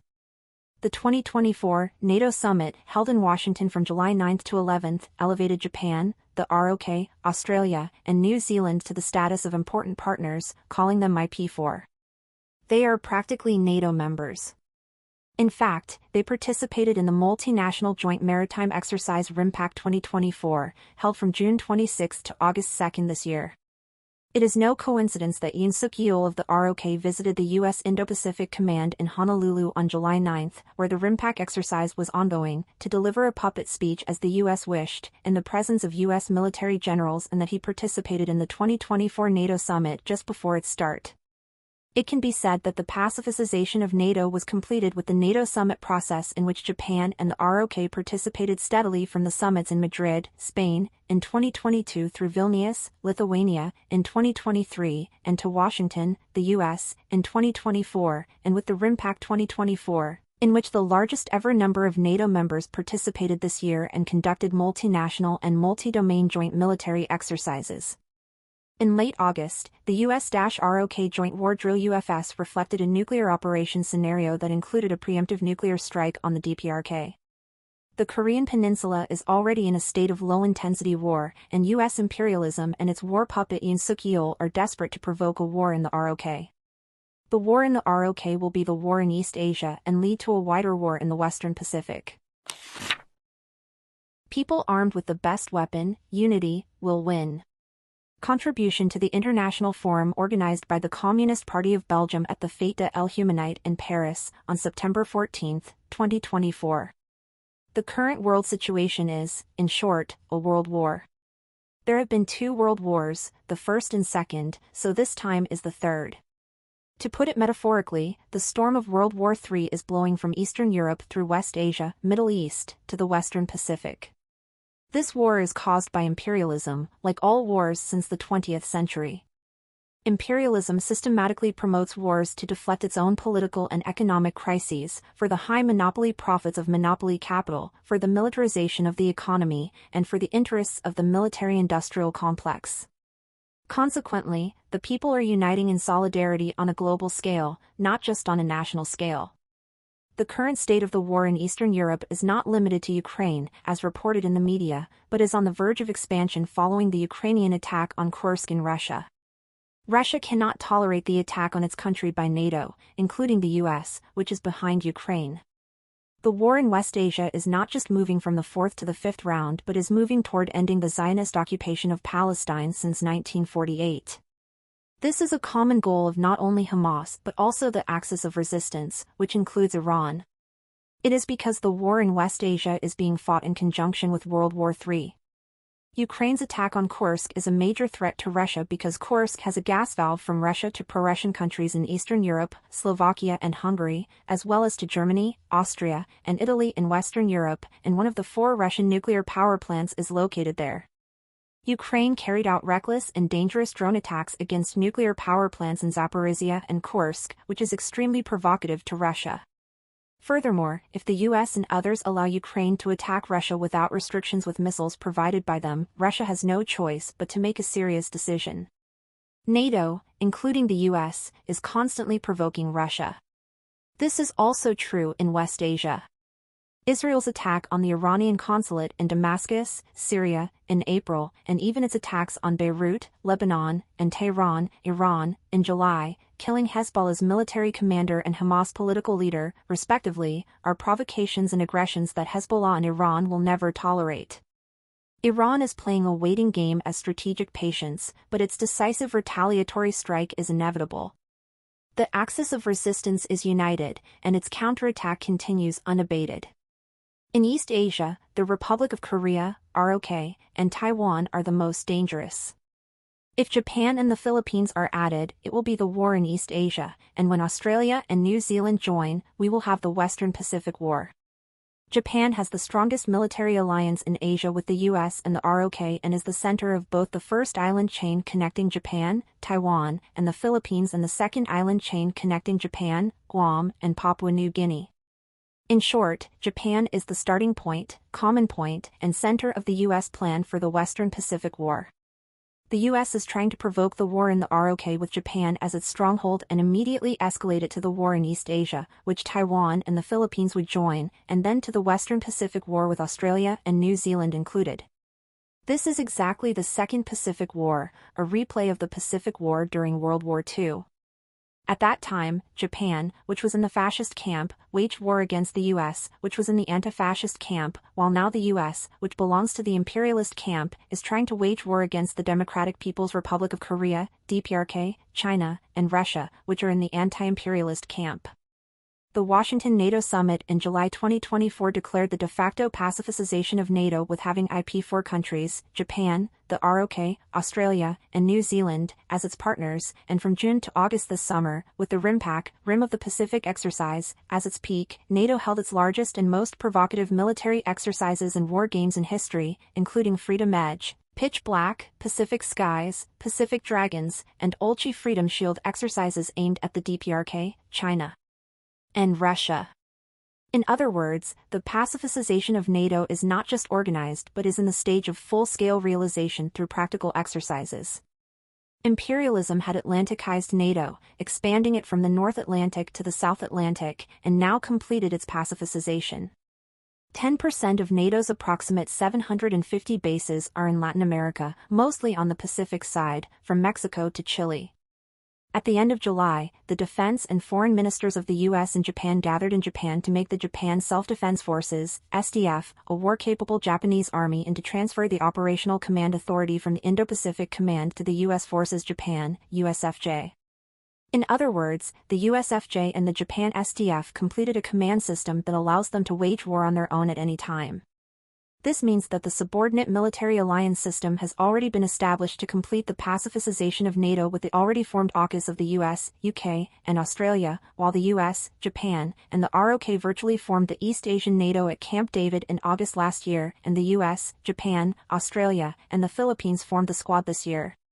In other words, the imperialist forces, including the US, have already systematically and strategically prepared to expand the war not only to Northeast Asia, but also to East Asia and the Western Pacific. For the US, Japan is the invincible aircraft carrier and the central base in the Western Pacific, while the ROK provides the stormtroops and the base for advance. Unlike the wars in Ukraine and West Asia, in the East Asia and Western Pacific, the moment the war in the ROK erupts, the wars in Northeast Asia, East Asia and the Western Pacific will be triggered almost simultaneously. This fearful battlefield, where even tactical nuclear weapons may be mobilized, will be the arena for largest battle between anti-imperialist military and imperialist military forces and will decide the fate of World War III. That is why Yoon Suk-yeol of the ROK shows violence and belligerence as a fascist and a pro-US puppet, surpassing Zelensky of Ukraine and Netanyahu of Israel. Yoon fascist power has gone berserk in its fascist witch hunt so-called anti-state forces by simultaneously raiding and searching the People's Democracy Party and the Democratic Party, which are respectively the leftmost and the rightmost except for the right-wing fascist party in the political spectrum of the ROK, on the same day in last August.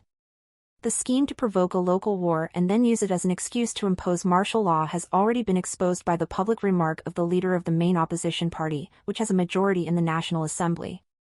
In the ROK, all political forces, except for the far-right fascist forces, are engaged in a common struggle to end the Yoon Suk-yeol fascist government. With Yoon's government having formed the Northeast Asian NATO with the US Biden and Japanese Kishida governments last year and practiced it this year, the recent fascist crackdown in the ROK is the signal for the martial law on the pretext of war and the most obvious sign that war in the ROK is on the horizon. Again, the ROK is in a situation where it would be little wonder if the war exploded tomorrow. The communist and anti-imperialist forces worldwide should be alert and not overlook the political and military significance of the war in the ROK as a trigger and a detonator in the war in East Asia and the Western Pacific. The reason why the imperialist powers are launching a world war is because their economic and political crises are unprecedentedly serious and there is no way to overcome them except war. The downward spiral manifested by repeated economic depressions is reaching an extreme after the 2008 global financial crisis in the US and the pandemic, and the deceptive left and right two-party system designed to hide the polarization of the rich and poor is no longer working. The awakening of the world's people is accelerating under the situation of world war. The imperialist powers are deluded thinking that they can win as they did in the Cold War system by denouncing the anti-imperialist camp as a new axis of aggressors and creating the new Cold War system as a last resort to extend their lives and buy time. However, the anti-imperialist camp is taking the initiative in the confrontation with the imperialist camp because it has a just pretext, overwhelming forces, and superior operations. The imperialist camp is being pushed into a corner in every aspect of its pretext, forces, and operations in this world war, which stems from its fundamental vulnerability and inability to escape its own general and acute crises. It is no coincidence that the imperialist powers are losing against Russia and the axis of resistance in Eastern Europe and West Asia, respectively, which are the battlefields of ongoing wars among the three major battlefields of World War III. The imperialist forces are trying to reverse the situation by making the Western Pacific War the main battlefield of World War III, but their humiliating defeat is inevitable. Just as the anti-fascist camp won the anti-fascist war, World War II, the anti-imperialist camp will be the final winner in the anti-imperialist war, World War III. The banner of justice of anti-fascism, liberation, and reunification is on the side of the anti-imperialist camp. Russia, China, and the DPRK, the leading countries in the anti-imperialist camp, are all armed with nuclear missiles. The DPRK, the most steadfast socialist country, China, a socialist country with Chinese characteristics, and Russia, a country that has a socialist heritage, have not only an anti-imperialist line but also socialism in common. The 2 billion Muslims, including the axis of resistance, such as Iran, colonized and semi-colonized countries, and developing countries, are joining the anti-imperialist camp, as evidenced by the increasing number of countries joining BRICS in the Shanghai Cooperation Organization, SCO. The conflict between the imperialist tools, G7 and NATO, and the collectives of the anti-imperialist camp, BRICS and SCO, is deepening the political and economic crisis of imperialism. Specifically, if Saudi Arabia, an Arab leading power, decisively turns its back on the US and turns to BRICS, the US petrodollar system will collapse, and the US economy, which has been printing almost unlimited amounts of dollars and suffering from astronomical national debt, will be plunged into hyperinflation on par with Germany.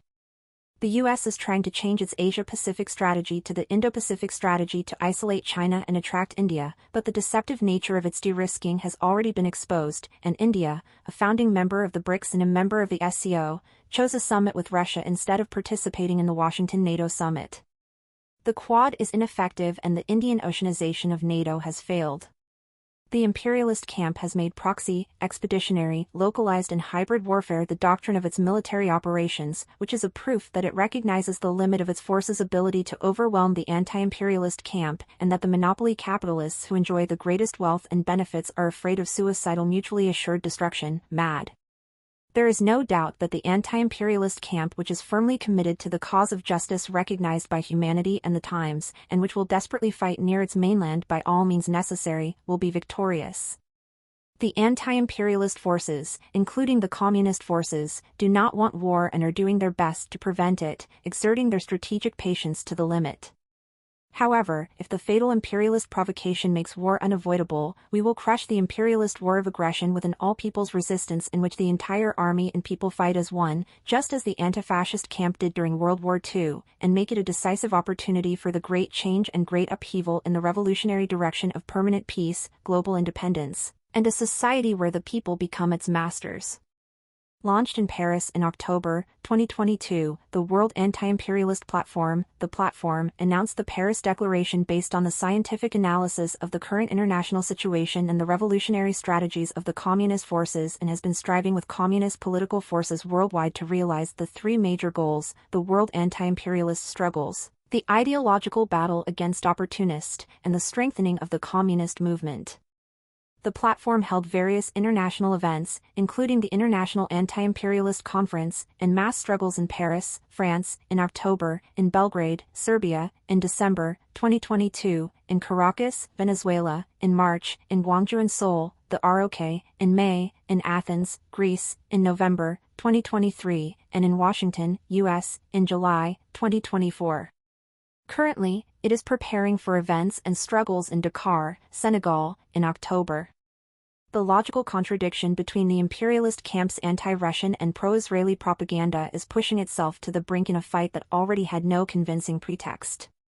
The platform is now actively working to enhance the leadership role of the communist forces in solidarity with the pro-Russian and pro-Palestinian peoples. The platform, holding high its two main banners "Workers of the World, Unite," and "The People, United, Will Never Be Defeated," is moving forward unwaveringly on the path of peace, independence, liberation and revolution together with communist and anti-imperialist forces around the world. The people are the masters of their own destiny and history only moves in this direction. As history has proven, science and truth must triumph. Unity is the people's best weapon. The united people and united anti-imperialist camp will certainly win. Stalin's anti-fascist line to victory in World War II. Contribution to the International Conference on Stalin, organized by the CRC Party, in Milan, on September 29, 2024. Practice is the criterion for truth and the driving force of theory development. The truth of revolution cannot be discussed without practice. Ideological and theoretical achievements are, in other words, revolutionary practical achievements. The situation of World War III has shed new light on the historical experience of World War II. Unlike World War I, which was an inter-imperialist war, World War II was an anti-fascist war. It began as an inter-imperialist war but was transformed into an anti-fascist war when fascist Germany invaded the socialist Soviet Union. One of Stalin's great achievements was to bring the imperialist US and UK into the anti-fascist camp, which gave him superiority in forces and isolated the fascist camp, eventually resulting in its defeat. This is why Stalin's achievement cannot be left out when discussing the victory of the anti-fascist forces in World War II. The theory of the United Front originated from Marx's theory of the worker-peasant alliance, which resulted from reviewing the historical lessons of the Paris Commune. It developed into Lenin's theory of the Soviet of workers, poor peasants, and soldiers through the historical experience of the Russian Revolution, and was developed into the theory of the anti-fascist front through the experience of the Popular Front in France just before World War II and the historical speech at the 7th World Congress of the Comintern. It was later newly deepened into the theory of the National United Front and the theory of the National Democratic Front, reflecting the experience of national liberation revolutions and national democratic revolutions in colonies and semi-colonies, including Korea and China. Although these united fronts have different forms, they all have the same principle: to promote the victory of the revolution by strengthening the independent identity of the revolutionary forces of the working class, bringing the intermediate forces into line, and isolating the counter-revolutionary forces.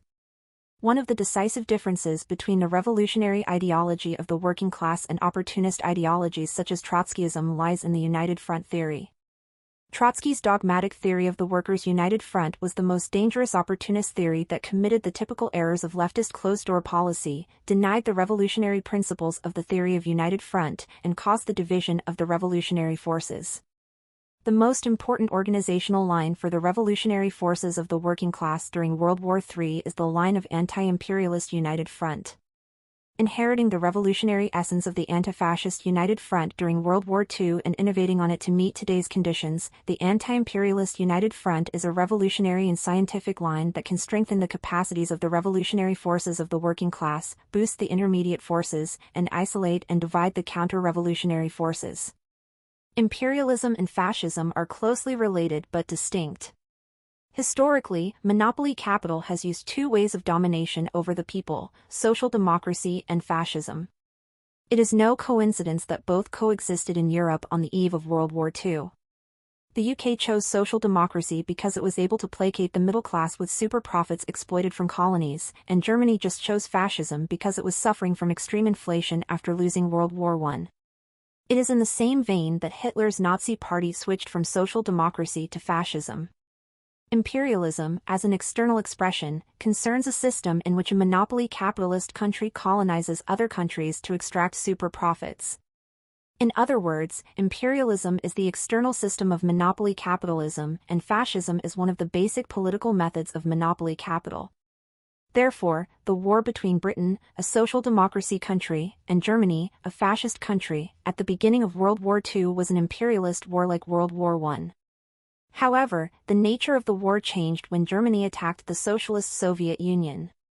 This historical truth does not change even though extreme Trotskyists maliciously distort and define the Soviet Union as state capitalism in an attempt to deny the nature of the anti-fascist war. We must heighten our vigilance against opportunistic theories that dilute the essence of the situation and cause division among revolutionary forces under the pretext of opposing capitalism. In the past, Kautsky's theory of ultra-imperialism during World War I has re-emerged in today's World War III in the form of the imperialist pyramid theory by the Communist Party of Greece. The same opportunistic organizational line of the leftist closed-door policy, committed by Trotsky during World War II, is now being inherited by the Communist Party of Greece, repeating the same mistakes in today's World War III. According to the imperialist pyramid theory that the Communist Party of Greece is spreading within the international communist movement, the war in Ukraine is a war between imperialist powers, and all theories of united fronts, such as the anti-imperialist front theory, national liberation revolution theory, and national democratic revolution theory, are denied. The fact that the absurd opportunist theory that defines socialist countries like DPRK and Cuba as state capitalist is still prevalent within the international communist movement reaffirms the importance of the ideological struggle against opportunism. Today, in World War III, the country that has the most thorough socialist principles, the DPRK, the country of socialism with Chinese characteristics, China, and the country with socialist heritage, Russia, form a leading force of the anti-imperialist camp. Compared to the differences between the countries in the anti-fascist camp, the socialist state, the Soviet Union, and the imperialist states, the US and UK during World War II, the differences between the countries in anti-imperialist camp, today's socialist states, DPRK and China, and capitalist Russia with socialist heritage in the anti-imperialist camp during World War III are far smaller. In fact, for political reasons, Russia's ruling party and government still highly revere Stalin, who led the victory in World War II, as a great generalissimo. Although the ruling party and oligarchy in Russia cannot be divided, when Russia fights a vital struggle against imperialist forces in the ongoing anti-imperialist war, allying with the socialist countries, including the most thorough socialist country, DPRK, there is no doubt that favorable objective conditions will be created to strengthen the revolutionary forces of the working class and deepen the consciousness of the middle class for independence. However, these changes in the situation are only an objective condition, and whether they actually strengthen the revolutionary forces and weaken the counter-revolutionary forces depends entirely on what role the revolutionary forces of the working class play. This is essentially the same as Lenin's experience of using the war waged by the Russian Empire during World War I as a decisive moment for revolution. In today's anti-imperialist camp, in addition to the leading forces of military powers in all aspects, both advanced and conventional, such as the DPRK, China, and Russia, the world's anti-imperialist forces, including the axis of resistance such as Iran, form the auxiliary forces. It would be a clear error of the leftist closed-door policy not to include armed anti-imperialist forces in the anti-imperialist camp just because they believe in Islam rather than socialist ideology.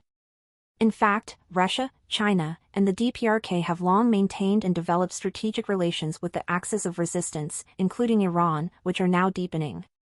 The storm of World War III, instigated by imperialists, is now blowing from East Europe through West Asia, Middle East, to the Western Pacific. The imperialist camp is expanding the war from East Europe to West Asia, and is not hiding a ploy when the wars in the Republic of Korea, ROK, and Taiwan break out, to expand these wars into the war in East Asia involving Japan and the Philippines and the war in the Western Pacific involving Australia and New Zealand. The Washington NATO Summit Declaration in July 2024 and this summer's intensive war exercises in the Pacific, such as RIMPAC, confirmed that the pacificization of NATO is nearing completion. The prospect that East Asia and the Western Pacific will be the main battlefields of World War III is unfortunate but true. Imperialism has always been the cause of wars over the past 100 years, and its aggressive nature will never disappear until it is destroyed. The war in Ukraine began with the Maidan coup in 2014, not the Russian special military operation in 2022, and the war in West Asia, including Palestine, began with the Israeli Zionist occupation of Palestine from 1948, not the operation of Hamas al-Aqsa flood in 2023. The imperialist powers are insidiously carrying out a widespread Goebbelsian-style propaganda campaign to blame the anti-imperialist camp for the wars that they themselves started by creating the conflicts underpinning the wars followed by constant provocation. But as we see, the logical contradiction between the anti-Russian propaganda and the pro-Israeli propaganda, the limitation is obvious. Rather, favorable conditions are being created for the international communist movement to lead the pro-Russian and anti-Israel public to unite in a single anti-imperialist camp. Just like the fight against fascism in World War II, the fight against imperialism in World War III is today's greatest cause. Under this greatest cause, all anti-imperialist forces, including socialist and national liberation forces, are united in a single camp, which is the path to victory. As the war against imperialism intensifies, the ideological battle will intensify against the opportunist forces that serve imperialism, and in this process, the international communist movement will be strengthened and will develop to a new stage. One of the most important tasks for us will always be to inherit the revolutionary essence of the historical experience of the revolution and to apply it creatively to our time. The dialectic of practice and theory is an eternal issue for revolutionary forces. As the history of the victory in World War II shows, the final victory of the communist movement, the anti-imperialist camp, which advances with scientific conviction, is certain. The anti-imperialist struggle of the peoples of the world must be victorious. Contribution to the Dakar International Anti-Imperialist Conference of the World Anti-Imperialist Platform, hosted jointly the Dynamique Unitaire Panafricaine, DUP, and the Comite National Préparatoire du Sénégal en Afrique, CNP, on October 26, 2024. There is no end to imperialism's war provocations. Just as they have been occupying Palestinian territory and massacring Palestinian people, the imperialist and Zionist forces are endlessly trying to provoke a regional war in West Asia, Middle East. While there is no end to provocation, there is an end to patience. Zionist Israel's infinite provocations have finally resulted in a strong retaliation from Iran. Israel's barbaric terror has killed the leaders of Hamas and Hezbollah, burned Lebanon's capital Beirut, and massacred countless civilians, including children and women. The devastation suffered by Palestinians in Gaza is indescribable. 8% of the population have been killed or injured, and 90% of the buildings were destroyed. There is no future for Zionism, which denies the truth that human beings are equal. Since the essence of the Palestinian problem and the West Asian problem is the Zionist occupation of Palestinian land, there can be no solution until the Zionist occupation is ended. Since the Zionists' fascist atrocities are impossible without imperialism, which is the mastermind and manipulator, the anti-Zionist struggle in West Asia is inherently an anti-imperialist struggle. The imperialist forces are using Israel in West Asia, like Ukraine and Eastern Europe, as stormtroops for a world war and as a puppet to wage proxy wars. At their very front are the neo-Nazis in Ukraine and the Zionists in Israel. Neo-Nazis and Zionists are the representative fascists of our time. It is clear why the imperialist forces try to turn the world into a sea of fire World War III, using the fascists. It is because of the boundless greed of monopoly capital, the domestic expression of imperialism, just like the background of World Wars I and II. The greed of capital creates its own crises and then creates bigger crises to escape them. The crisis of the corporation becomes the crisis of the country and then expands into the crisis of the world. The only option for imperialism to escape the unprecedented political and economic crisis it has created and is experiencing today is a war on a global scale. The economic rise of China and the improvement of Russia, which belong to the anti-imperialist camp, have forced the imperialist camp to establish the grand chessboard strategy. NATO's eastward policy and the imperialist-controlled color revolutions have emerged and are being pursued relentlessly in the direction of dismantling Russia and China like Yugoslavia was.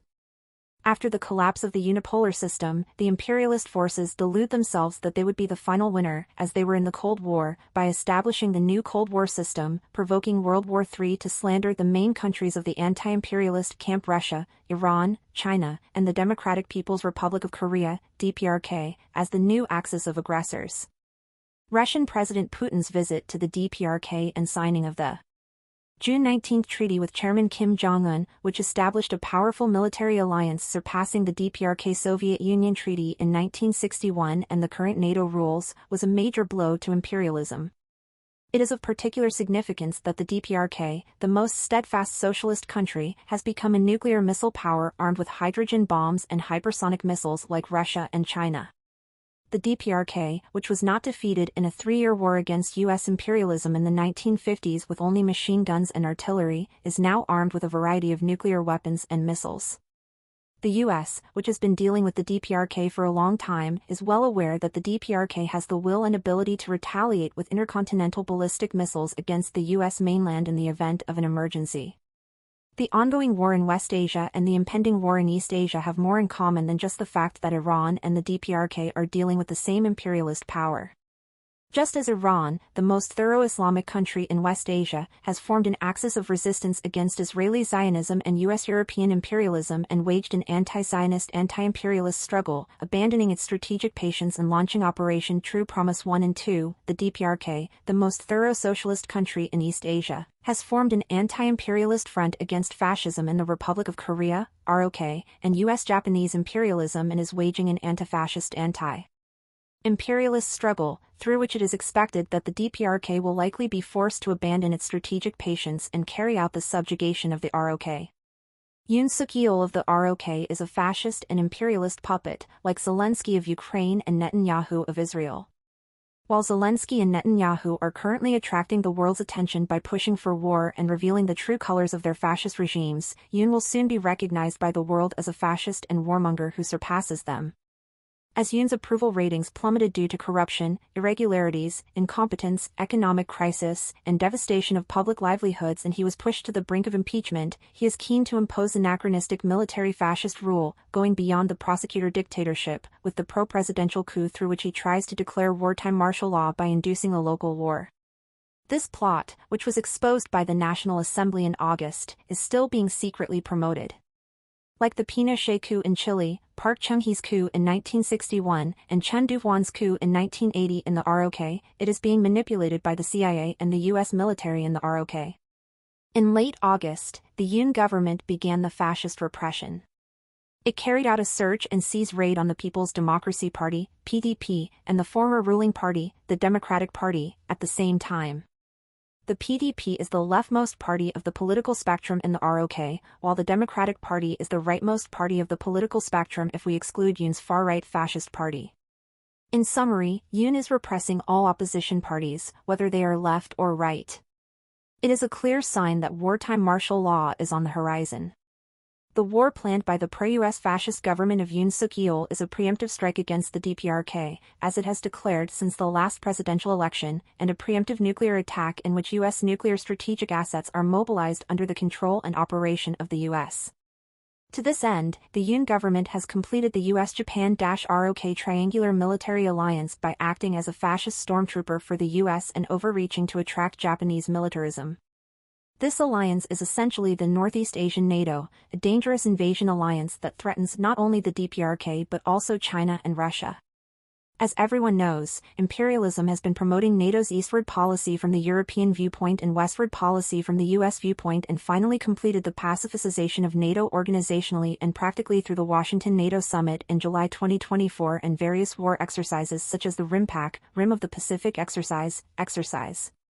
To this end, the imperialist forces form subordinate military blocs such as the US-Japan-ROK Northeast Asian NATO, the US-Japan-Australia-Philippines Squad, and the US-UK-Australia's AUKUS, and from June to August of this year alone, they frantically carried out invasive joint military exercises such as Freedom Edge, Pitch Black, Pacific Skies, Pacific Dragon, and Olchi Freedom Shield in the Western Pacific, in addition to the RIMPAC.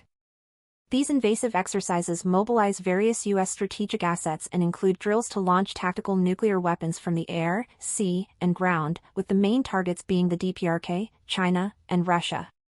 It is significant that Yoon visited the U.S. Indo-Pacific Command in Honolulu, Hawaii, in mid-July to deliver a speech just before participating in the NATO summit in Washington, and that the U.S.-Japan defense and foreign ministers held the 2+2 talks in Japan at the end of July, announcing an agreement to create the Japan Self-Defense Forces Joint Operations Command and a Joint Forces headquarters of the U.S. Forces Japan by March next year.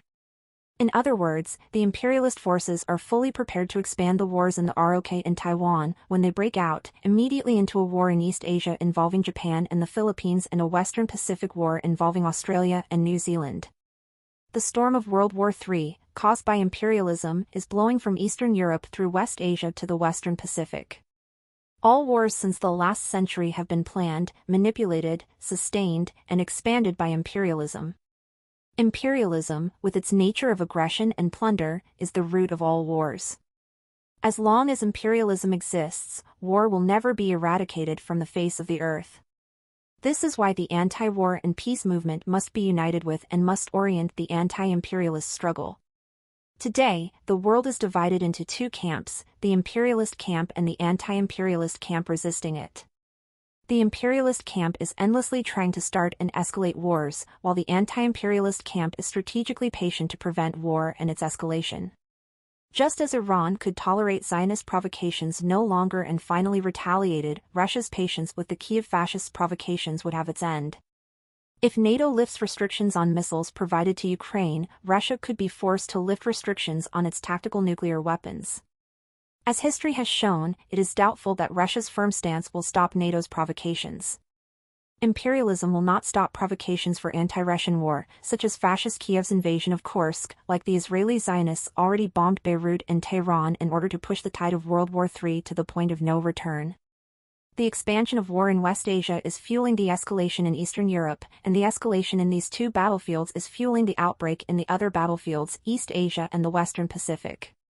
Just as the war in Ukraine and Eastern Europe spilled over into the West Asian battlefield, it is only a matter of time before the Eastern European and West Asian battlefield spill over into the East Asian and Western Pacific battlefield. Imperialism has expanded the war in Palestine into a regional war to make World War III irreversible, and is using the war in West Asia as a breakthrough to decisively provoke other regional wars, expansion in Eastern Europe and outbreak of war in East Asia and the Western Pacific. In World War III, the anti-imperialist camp has an overwhelming advantage over the imperialist camp in all aspects: justification, force, and operation. Anti-imperialism itself is the greatest justice of our time, but also, anti-fascism, liberation, and reunification are objective causes that even the imperialist camp cannot overtly deny, since some imperialist countries used to fight for them in history. Under the unfortunate condition of increasing the possibility of tactical nuclear use in World War III, it is noteworthy in terms of nuclear war deterrence that Russia, China, and the DPRK, the leading countries in the anti-imperialist camp, are nuclear missile superpowers. The DPRK, the most steadfast socialist country, is breaking through the imperialist blockade of isolation, as evidenced by recent decisions of the UN Security Council and developments in the diplomatic relations between the DPRK and Russia and the DPRK and China. The substantial unity of China and Russia in the anti-imperialist camp is also a prominent point in world anti-imperialist history. It is a strategic mistake of the imperialist camp to put the most steadfast socialist country and other anti-imperialist countries in the same camp and promote the unprecedented unity of China and Russia in one anti-imperialist camp. Add to this the strategic mistake of bringing 2 billion Muslims, including the axis of resistance, such as Iran, into the anti-imperialist camp, and the anti-imperialist camp is now building the strongest force in history. The rise of anti-imperialist movements in Africa, the Pan-African movement, and the Latin American independence movement against imperialism, such as the Bolivarian Revolution, are also important in confirming the superiority of anti-imperialist forces over imperialist force. The imperialist camp's foolish operations of proxy, expeditionary, and hybrid warfare pale in comparison to the anti-imperialist camp's wise operations. Raising the banner of all people's resistance, which combines armed struggle and mass struggle into one, the anti-imperialist camp is trying to wage an all-out war in which the leading countries of the anti-imperialist camp are directly engaged in war, taking full advantage of their proximity to the mainland, and wage a desperate total war mobilizing all their forces, including tactical nuclear weapons, to win. This is evidenced by the fact that Russia is consolidating victories in the war in Ukraine, where NATO is fighting with all its might.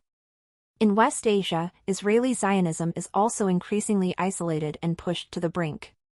The imperialist camp, which is already on the defensive in the first two battlefields, will face a decisive crisis if the war in the third battlefield, East Asia and the Western Pacific, also breaks out. While aware that both Zelensky and Netanyahu are being shunned by the public and fear that they could be ousted from power at any moment, we note that if Russia, China, and the DPRK inevitably abandon their strategic patience and enter the anti-imperialist war in earnest, as Iran has done in response to the endless provocations of imperialism and Zionism, the imperialist camp will be shocked and horrified by a series of devastating blows and will be forced to follow in the footsteps of the defeated fascist forces in World War II. The anti-imperialist camp never wants war, but it is not afraid of a just war if it is unavoidable to achieve permanent peace and to end imperialism, the root of war on earth. Suppose the imperialist camp misidentifies the anti-imperialist camp's consistent will for peace and strategic patience and ends up fully turning a world war into an irreversible stage. In that case, it will be a fatal error that will drive itself toward destruction, just as the fascist camp did in the past. The World Anti-Imperialist Platform, the Platform, was launched in Paris, France, in October 2022, with three major goals: strengthening the world anti-imperialist struggle, the ideological battle against pro-imperialist opportunism, and the international communist movement. Since then, it has been working and struggling to achieve the three goals through international conferences, colloquia, and meetings with anti-imperialist communist forces in Belgrade, Serbia in December 2022, Caracas, Venezuela in March 2023, Gwangju, the ROK in May 2023, Athens, Greece in November 2023, and Washington, the U.S., in July 2024. Platform delegations recently visited Guinea-Bissau to celebrate the 100th anniversary of Amilcar Cabral's birth and Venezuela to participate in the International Congress on Anti-Fascism. The platform actively promotes meetings and joint actions with anti-imperialist forces in Europe, Africa, Latin America, and Asia, including the three main battlefields in Ukraine, West Asia, and East Asia Western Pacific. The reactionary theory imperialist pyramid of the revisionist leadership of the Communist Party of Greece has been completely interred within the international communist movement, as its pro-imperialist nature has been exposed by the principled ideological battle of the platform and the fierce practice of the anti-imperialist struggle in World War III. Exposing the logical contradictions between the imperialist camp's anti-Russian and its pro-Israeli propaganda, we will continue to organize and call on the pro-Russian and pro-Palestinian masses to stand in solidarity and struggle together under the banner of anti-imperialist independence.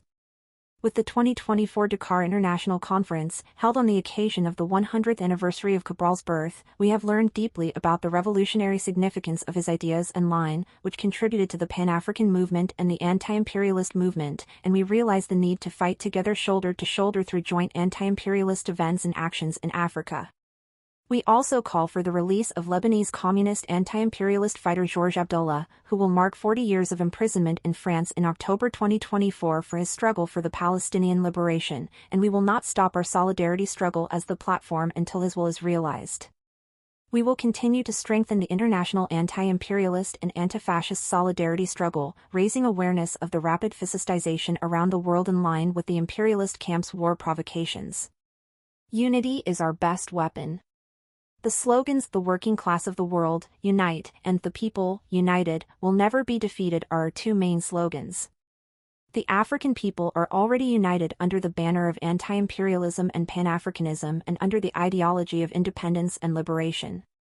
The anti-imperialist and independent feet of the people of Africa and the whole world, as well as the revolutionary feet of the working people being the true masters of society, will surely be victorious.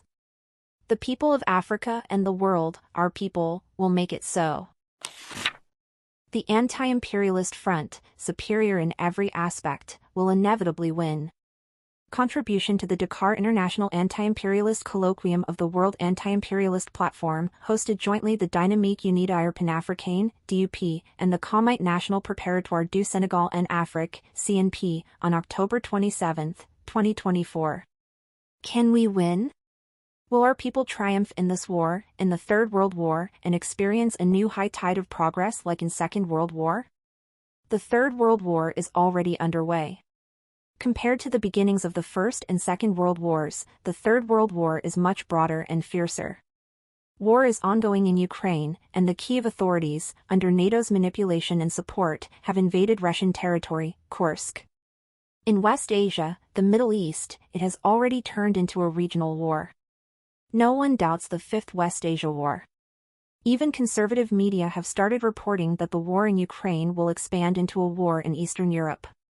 In fact, the former Secretary General of NATO stated in the media that he supports lifting restrictions on the missiles NATO has provided to Ukraine, saying that it is up to the providing countries to decide. Shortly after, the European Parliament passed a resolution to lift the missile restrictions. In this Third World War, these two theaters are already engaged in war, and military tensions are rising in the East Asia, Western Pacific theater. Judging by the overall trend, the war in East Asia, the Western Pacific are only a matter of time. The cause of all wars lies in imperialism. The ones who plan, provoke, and drive wars are imperialism and its agents and proxies, the fascists. In order to create a new Cold War framework, imperialism has labeled not only Russia and Iran, who are already at war, but also China and DPRK, who are not, as the new axis of aggressors and is attempting to use the Third World War to fuel its agenda. While fierce struggles against the imperialist camp are taking place in Africa and Latin America, the current theaters of this world war, including all-out wars, are in Eastern Europe and West Asia, with East Asia or the expanded Western Pacific expected to follow. In essence, the Third World War is a great anti-imperialist war, and its main theaters are three: Eastern Europe, West Asia, and East Asia or the Western Pacific. To win a war, one must be superior in justification, capacity, and strategy. Justification, capacity, and strategy are relatively the goals, means, and methods of strategy and tactics. The two factors for winning a war are subjective factor, the men, namely soldiers and the people, and objective factor, the material, namely weapon and wealth. The decisive factor here is the subjective factor. The truth is clear when considering at the factors behind the Soviet victory in the Second World War, DPRK's in the Korean War, and Vietnam's in the Vietnam War. These subjective and objective aspects are analyzed on another level as justification, capacity, and strategy. In the Third World War, the justification lies with the anti-imperialist camp. The war of the anti-imperialist camp is just war, while that of the imperialist camp is war of injustice. The anti-imperialist camp has the great causes of anti-fascism, liberation, and reunification. The anti-imperialist camp fights with these goals in mind. The source of the unmatched bravery and ingenuity of the armies and people in the anti-imperialist camp is their political and ideological superiority. When we see the character of war in this context, the war in Ukraine is an anti-imperialist, anti-fascist war, a war of liberation, and a preventive war. The war in West Asia is an anti-imperialist, anti-Zionist war and a war of liberation. The war in Taiwan is an anti-imperialist war, a national liberation war, and a war for national reunification. And the war in the ROK is an anti-fascist, anti-imperialist war, a war of subjugation, and a civil war. The common character among these individual wars in the three main theaters is that they are all anti-imperialist wars of liberation. The fact that anti-fascism, liberation, and reunification are just causes is so evident that even conscientious intellectuals in imperialist countries cannot deny it. The main imperialist countries, including the US and Britain, have a history of joining the anti-fascist camp and fighting against fascism, and France has a history of being liberated from the occupation of fascist Germany. Although the side of justice doesn't always win in wars, over the great course of history, it is undoubtedly one of the main factors that decisively inspires the enthusiasm of armies and the people, and influences the win and lose of wars. For the just and righteous side to win, there must be strength in terms of capabilities. The anti-imperialist camp has strength. The capabilities of the anti-imperialist camp are divided into leading and auxiliary forces, according to a scientific revolutionary strategy.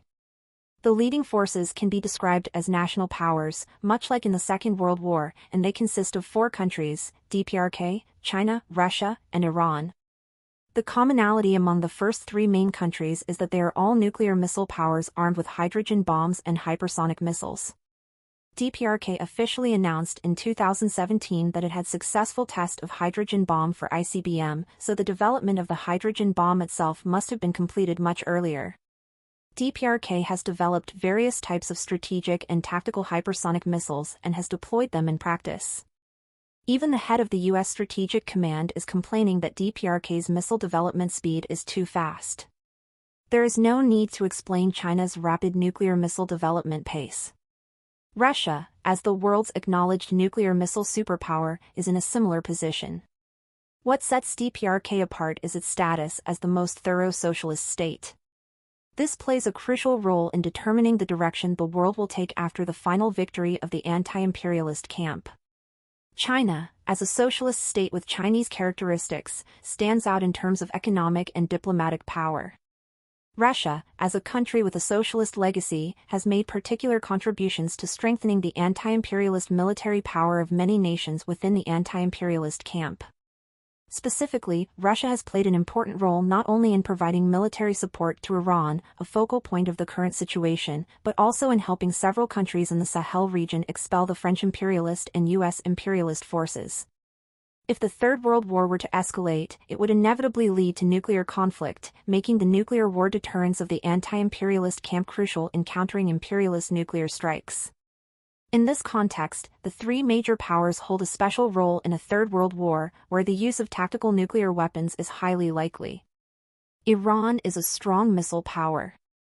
The Axis of Resistance, which shares the same cause with Iran, is fiercely waging an anti-imperialist and anti-Zionist armed struggle on the West Asian theater.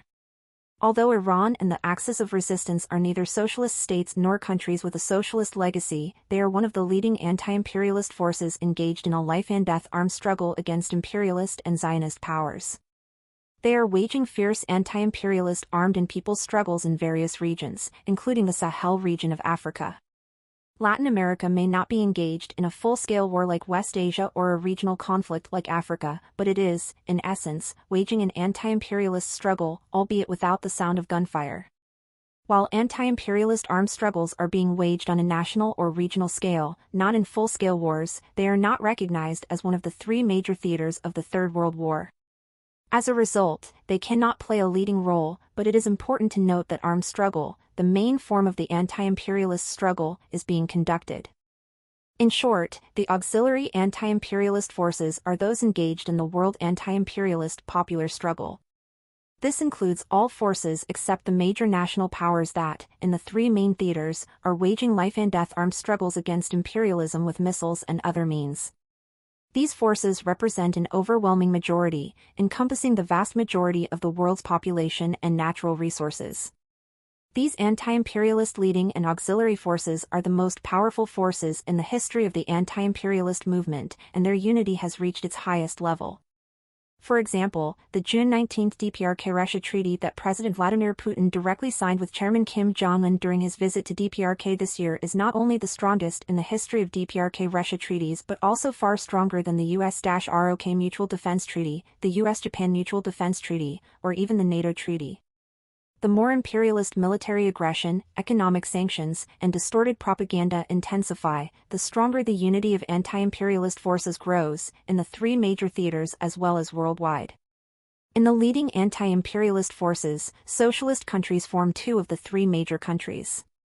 It is important to note that DPRK stands out for its strict adherence to socialist ideology and the principles of independence, self-reliance, and self-defense, that China and Russia remain firmly united within the anti-imperialist camp, that the anti-imperialist armed struggle led by the Axis of Resistance, including Iran, is drawing the 2 billion-strong Islamic population into the anti-imperialist front, and that anti-imperialist movements in Africa and Latin America continue to grow stronger.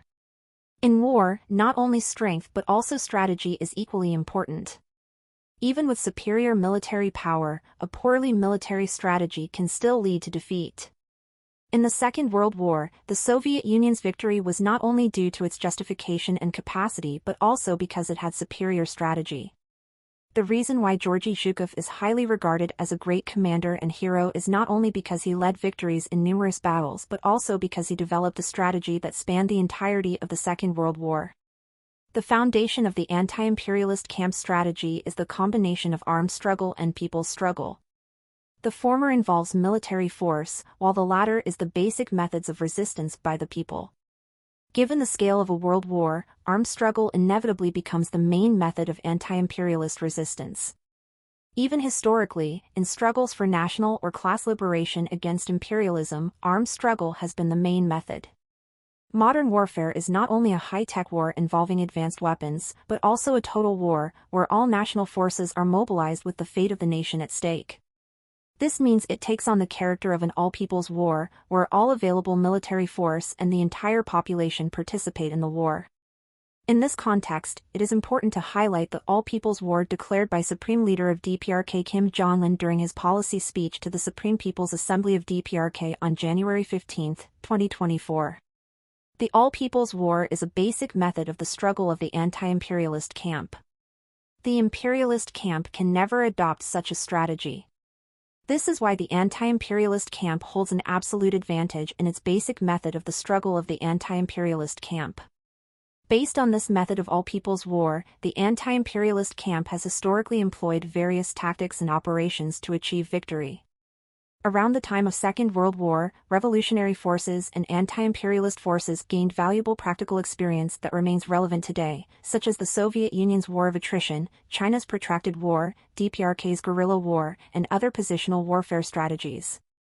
These lessons should be considered alongside the characteristics of modern warfare, with its high-tech weapons, and the tactics being employed by the imperialist camp in the three main theaters of war. Currently, the imperialist camp primarily bases its operations on proxy war, expeditionary war, regional war, and non-nuclear hybrid warfare. Led by US and European imperialism, the imperialist camp is employing proxy war tactics in Ukraine, with the Kyiv regime, and in West Asia, with Netanyahu's Israeli government acting as its proxies. The same tactics apply to the wars in the ROK and Taiwan, and will continue if these wars expand into East Asia and the Western Pacific. In other words, the leading forces of imperialism, the US and Western Europe, do not directly engage but provide support from afar. The imperialist camp is trying to limit Third World War to regional wars confined to the three main theaters, pushing for these to remain local wars. Moreover, they are provoking Russia, China, and DPRK to use tactical nuclear weapons in an attempt to label them as part of the new axis of aggressors. The imperialist camp's greatest fear is that if they also resort to tactical nuclear weapons, it could escalate into mutual strategic nuclear attacks on each other's homelands, leading to mutual assured destruction, MAD. Nuclear weapons in the anti-imperialist camp serve not only their essential mission of deterring imperialist nuclear attacks but also as a powerful tool for instilling nuclear fear within the imperialist camp. In summary, the imperialist camp does not expect to win this war outright. Instead, their goals are to exhaust the national power of Russia, Iran, China, and form a new Cold War framework on a global scale by labeling them as the new axis of aggressors and isolating them. They hope to stretch this into a long-term struggle, ultimately securing final victory, much like in the Cold War. The imperialist camp's objectives are already limited. This means that if the major power countries of the anti-imperialist camp take matters into their own hands, fully leverage the advantages of a battlefield close to their homelands, and engage in a war of attrition, a protracted war, or sometimes a lightning war, an all-out war with all their capacity, a full-scale war, the anti-imperialist camp is bound to win. In fact, in the war in Ukraine, Russia is winning despite the astronomical support of NATO, including the US. In West Asia, Iran has proven that its ballistic missiles can penetrate Israel's air defenses and strike wherever it wants. And in East Asia and the Western Pacific, the US, as the only nuclear-armed country, is faced with three nuclear-armed countries, DPRK, China, and Russia. Here, DPRK and China are determined to give everything they have to win. Meanwhile, the other non-nuclear states that follow the US hold little significance in this war where tactical nuclear weapons would be used. The anti-imperialist camp also holds overwhelming superiority in the war in East Asia and the Western Pacific, the main battlefield of Third World War. The imperialist camp aims to win the war even while losing battles, but defeat in this particular battle is so decisive that it effectively means defeat in the war. The victory of Russia in Eastern Europe, the victory of Iran and the axis of resistance in Western Asia, and the victory of the DPRK in China in East Asia and the Western Pacific will defeat the imperialist powers on their respective battlefields, serving as a turning point to fulfill long-cherished aspirations and achieve significant leaps forward in military, political, and economic aspects. Meanwhile, the imperialist camp will face fatal consequences, including collective withdrawals from NATO and the European Union, the collapse of US dollar hegemony, and the collective membership of countries in BRICS and the Shanghai Cooperation Organization. This will usher in a new period of upsurge of history, marked by the rise of national liberation revolutions worldwide and the resurgence of transitions towards socialist revolutions. In this war, which the imperialist camp is waging to promote the militarization of the economy and exploit monopoly profits based on its boundless greed in order to escape its political and economic crisis, its limitations and errors are evident in all aspects, goals, means, and methods. The victory of the anti-imperialist camp, superior in all aspects of justification, capability, and strategy, is certain. The imperialist camp will perish in the flames of Third World War, just as the fascist powers did in Second World War. Imperialism will be miserably defeated by the struggling peoples on the battlefields of Eastern Europe, Western Asia, East Asia and the Western Pacific, and in Africa, Latin America, and every corner of the world. The victory of the anti-imperialist forces in the Third World War will be a decisive turning point in promoting independence, peace, people's democracy, and socialism in Africa and across the globe. We, the people, will inevitably win. Comments on Trump's election. Article published in the Platform News on November 6, 2024. Trump might present himself as anti-deep state, but it does not make him anti-imperialist. His election only offers a tactical benefit, that of deepening divisions within the U.S. But there is nothing to expect from a strategic perspective in terms of strengthening the force of the anti-imperialist camp. The World War maneuver of the imperialist camp has been jeopardized by the election of Trump.